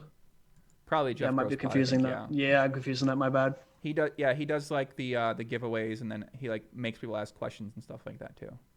Good strat. Ask a question to be entered. Good strat. Maybe I should start doing these too. I reckon you should. Yeah. You get like an easy 200 questions. Give me your best question, and then like you'll win something. That's a good point. Maybe I got to take up the Jeff Gross strategy. I mean, we'll see what happens. Pav, have you always been grinding MTTs, or did you grind cash games full time? Stephen Lamb asks. I grinded cash games prior to streaming on Twitch for a few months. I played a lot of 10-0, 25-0, some 15-0. But I don't even really consider it grinding because back then, like, I did absolutely nothing to like actually get better at the game. I was just someone who was playing aimlessly and was lucky enough to break even throughout that process. Mm-hmm. So like when like people ask me like, oh, when did you start playing? I don't say when I was 18. I say when I started streaming on Twitch, because when I started streaming on Twitch was when I actually gave it any real thought and actually really applied myself. But yeah, I did play a lot of cash games and some tournaments prior to Twitch. And then moving over to Twitch, it was like predominantly tournaments because cash games weren't very appealing to most people. That makes sense. Diceman106 says, Pav and Joey, I met you both briefly at the PSPC while I was very drunk, and you were both extremely nice and tolerant of me. Thank you. Love you both. Nice. I'm very tolerant. I remember that. I remember that that night as well. That was fun. Yeah, I'm a very tolerant person in real life. So when I meet people that are like, whatever, I'm very tolerant usually. So I don't think I've ever really had a reaction. People come up to you all the time, and you know they're always interesting. Pav, can I tell you this comment I just got? I looked under your video. Let me tell you this comment. This is the weirdest thing I've ever read. It says, Joey, in parentheses, my name Joey. Delete these tweets no matter what your thoughts of them. I'm into child protection and shit. I need my anonymity, or it's the same result as the WikiLeaks guy. He ain't seen his kids for over 10 years now because he did what, Joey? He investigated the wrong thing. What the fuck are you talking about? Under your under what, mine? Under your podcast link, yeah. Okay. Hang on, let me check. Yeah, I don't even see it, mate.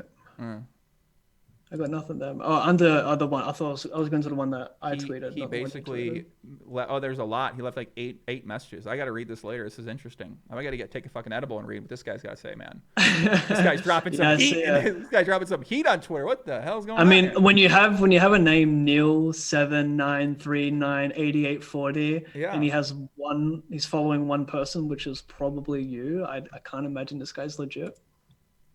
He just joined to follow me and say this to me. Yep. I like Looks it. like Okay. Some weird people out there, man. One last question from Skritzmo here is, what is your biggest strength? I think that's a good point, Pav. Your biggest strength that maybe is willpower, consistency. What would you I do? don't know. Yeah, I guess willpower. Staying consistent would be my biggest strength. Just like grinding it out, no matter if I'm getting smashed or winning. Mm-hmm. I think that would be. But like that, you just gotta like you learn that over enough time. Pretty much, yeah. Also, honesty. Honesty is a massive. A lot of people aren't honest with themselves. You know, like you can just trick yourself into thinking you're playing well or doing good enough, or that you're doing heaps. You can't push yourself any harder. But yeah, you always can like push yourself hard. You can always, yeah. And not many people are honest with themselves. You know, it's important to be like, hey, it's important to look at hands and be like, I want to know what I did wrong with this hand, not what I did right. You know, really looking for like it's bad to like obviously be negative, but like to look for your negatives is actually really important in poker. Mm-hmm. So yeah, being honest with yourself, I think is looking probably my your biggest negatives in your mindset, your execution, your play, or anywhere specific, or is it just kind of general across the board? across the board. Yeah, I couldn't say it's like one specific, like just with life as well, right? Mm-hmm. It's not just poker; it's just life. Being an honest person and being aware, like you can change some things and not just being stubborn. Yeah, self-awareness. Some people say focus on your strengths and disregard your negatives too, in terms of. Yeah, I guess that could work. Yeah. There's all sorts of approaches, man. I don't know. I've read all the arguments out there. I could be doing it wrong, you know. I'm just doing what I think is working. I could have buddy, it all this wrong. is what the podcast is about. We're to fucking figure out how you think Yeah. things work, right? Yeah, sure. But you remember that? You remember that party we were at last summer? Wasn't that a lot of fun? You remember that? I was real one? turned up. Oh, that was fun on the rooftop. Yeah, that was good. That was really good. That was a nice place. That was a lot of fun, wasn't it? Yeah, that was good. That was a great party right there. That was a Yeah, party. I was looking. Yeah, that was a party one. I was looking forward to that again this year, but fucking COVID, mate. I know That could have been a really good time. Dude, I was running around like a psycho at that party. I was on one that party. It was a lot of fun. I remember like some of the videos. I was like, you're like, with the ALLinPav. I was just going into it. I'm like, hey, this is Joey. Pav, you were being quiet. I guess I know a lot of people there too. So maybe, you feel a little more confident once you know a lot of people there. And, for sure. So that was like one of your first kind of times out meeting. I was trying to introduce you to a bunch Yeah, of people it there and was. stuff It like was. that. I was like, I see all these like high stakes regs. I'm like, oh fuck, I know that cunt. I know him. And like I saw Marley, and I met this. I'm like, fuck, I know these people. Yeah, it was cool. Yeah, that's why I was. It's always fun. Those parties are always fun. But I know how uncomfortable they can be sometimes if you don't know people and you kind of want to introduce them. So I try to like introduce people together that I know, especially if I know they might be more on the reserve side, stuff like that. But those things are so fun, and you get to see people that you see only on Twitter or Instagram or at the tables. So it's I don't know, it's so much fun, man. Give the people one piece of poker advice, and then we'll wrap it up here, buddy. Far out, mate. I don't know. If you want to get good at the game, invest money. Doesn't even have to be that much money. Get a coach, go to a training site. That's all you got to do to get better. It's very simple. You just got to like jump, make that mental jump to actually investing into yourself. If you really want to get better. If you don't want to get better, just fucking do your thing. Have fun. And I guess that leads people down a path to where do I go? Because I'm sure that they spend a bunch of money here and there. I mean, it seems like a lot of good resources are out there. All right, how about this? For like the general audience, for someone who just wants to get better at the game right now, who's most likely playing micro to low to mid stakes, go to Upswing Poker. The first month right now, use the promo code STUCK50 if it's not already automatically applied to the end, right? Okay. Upswing, I don't have a personal promo code, although I should, so I don't get any cut from this. If you want to actually give me a cut, just click the link beneath my stream. Otherwise, go to Upswing Poker, $50 per month. They have thousands of hours of content, and it's beautifully structured for any beginner in the game. Not to mention the Plain Explains have a bunch of advanced content of people grinding 500 zoom, 500 fast forward. Freed Molders is a sicko. They break shit down in simple post flop as well, and in PO. Like everything is beautifully put over there. But that's just one training site. There could be better value out there. I think for $50, the value is insane, and you probably can't get better value from what I've seen so far. $50 is unreal value. It's usually $100 or $99 for the first month, but it's only $50, so only $49 right now. So Upswing Poker, if you really want to get good, Upswing Poker, $49. If you want to like get good for cheap. Mm-hmm. I love it, buddy. Let's leave it at that. Guys, if you enjoyed it, smash that like button. I got Kristen Bicknell coming on the podcast next Friday.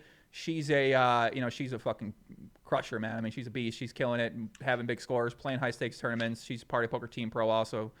And I think I'm going to look to have my buddy Matt Berkey on. I got to catch up with him. I mean, he's been kind of killing it right now with his stream and doing really well with that. And have him on. Mason Malmuth, 2+2 founder, going over his book. I got a lot of pods to do, Pav. I got a lot of shit I got to fucking do here, man. I want to have Mike Sexton on, the legend of the game. I want to have Maria Konakova. She wrote that great book about that a lot of people are kind of going off about. They're really enjoying it. So I got a lot of pods I got to do, buddy. I'm ready to get after it, and I enjoyed the conversation with you, my friend. It's great to catch up with you. We will catch up with you again officially soon. Maybe we do some – maybe, you know what, buddy? Maybe since you don't want to collab, maybe I'll think of a video idea we can do that isn't a podcast where we can collab together and I'll get you on my channel. We can do something. Yeah, let me know, mate. Let me know. Cool. Guys in the chat, we're out of here. Appreciate all the good comments, and that's what we got. Take care. If you're on Pav's chat, enjoy his stream. Much love, guys. Peace out.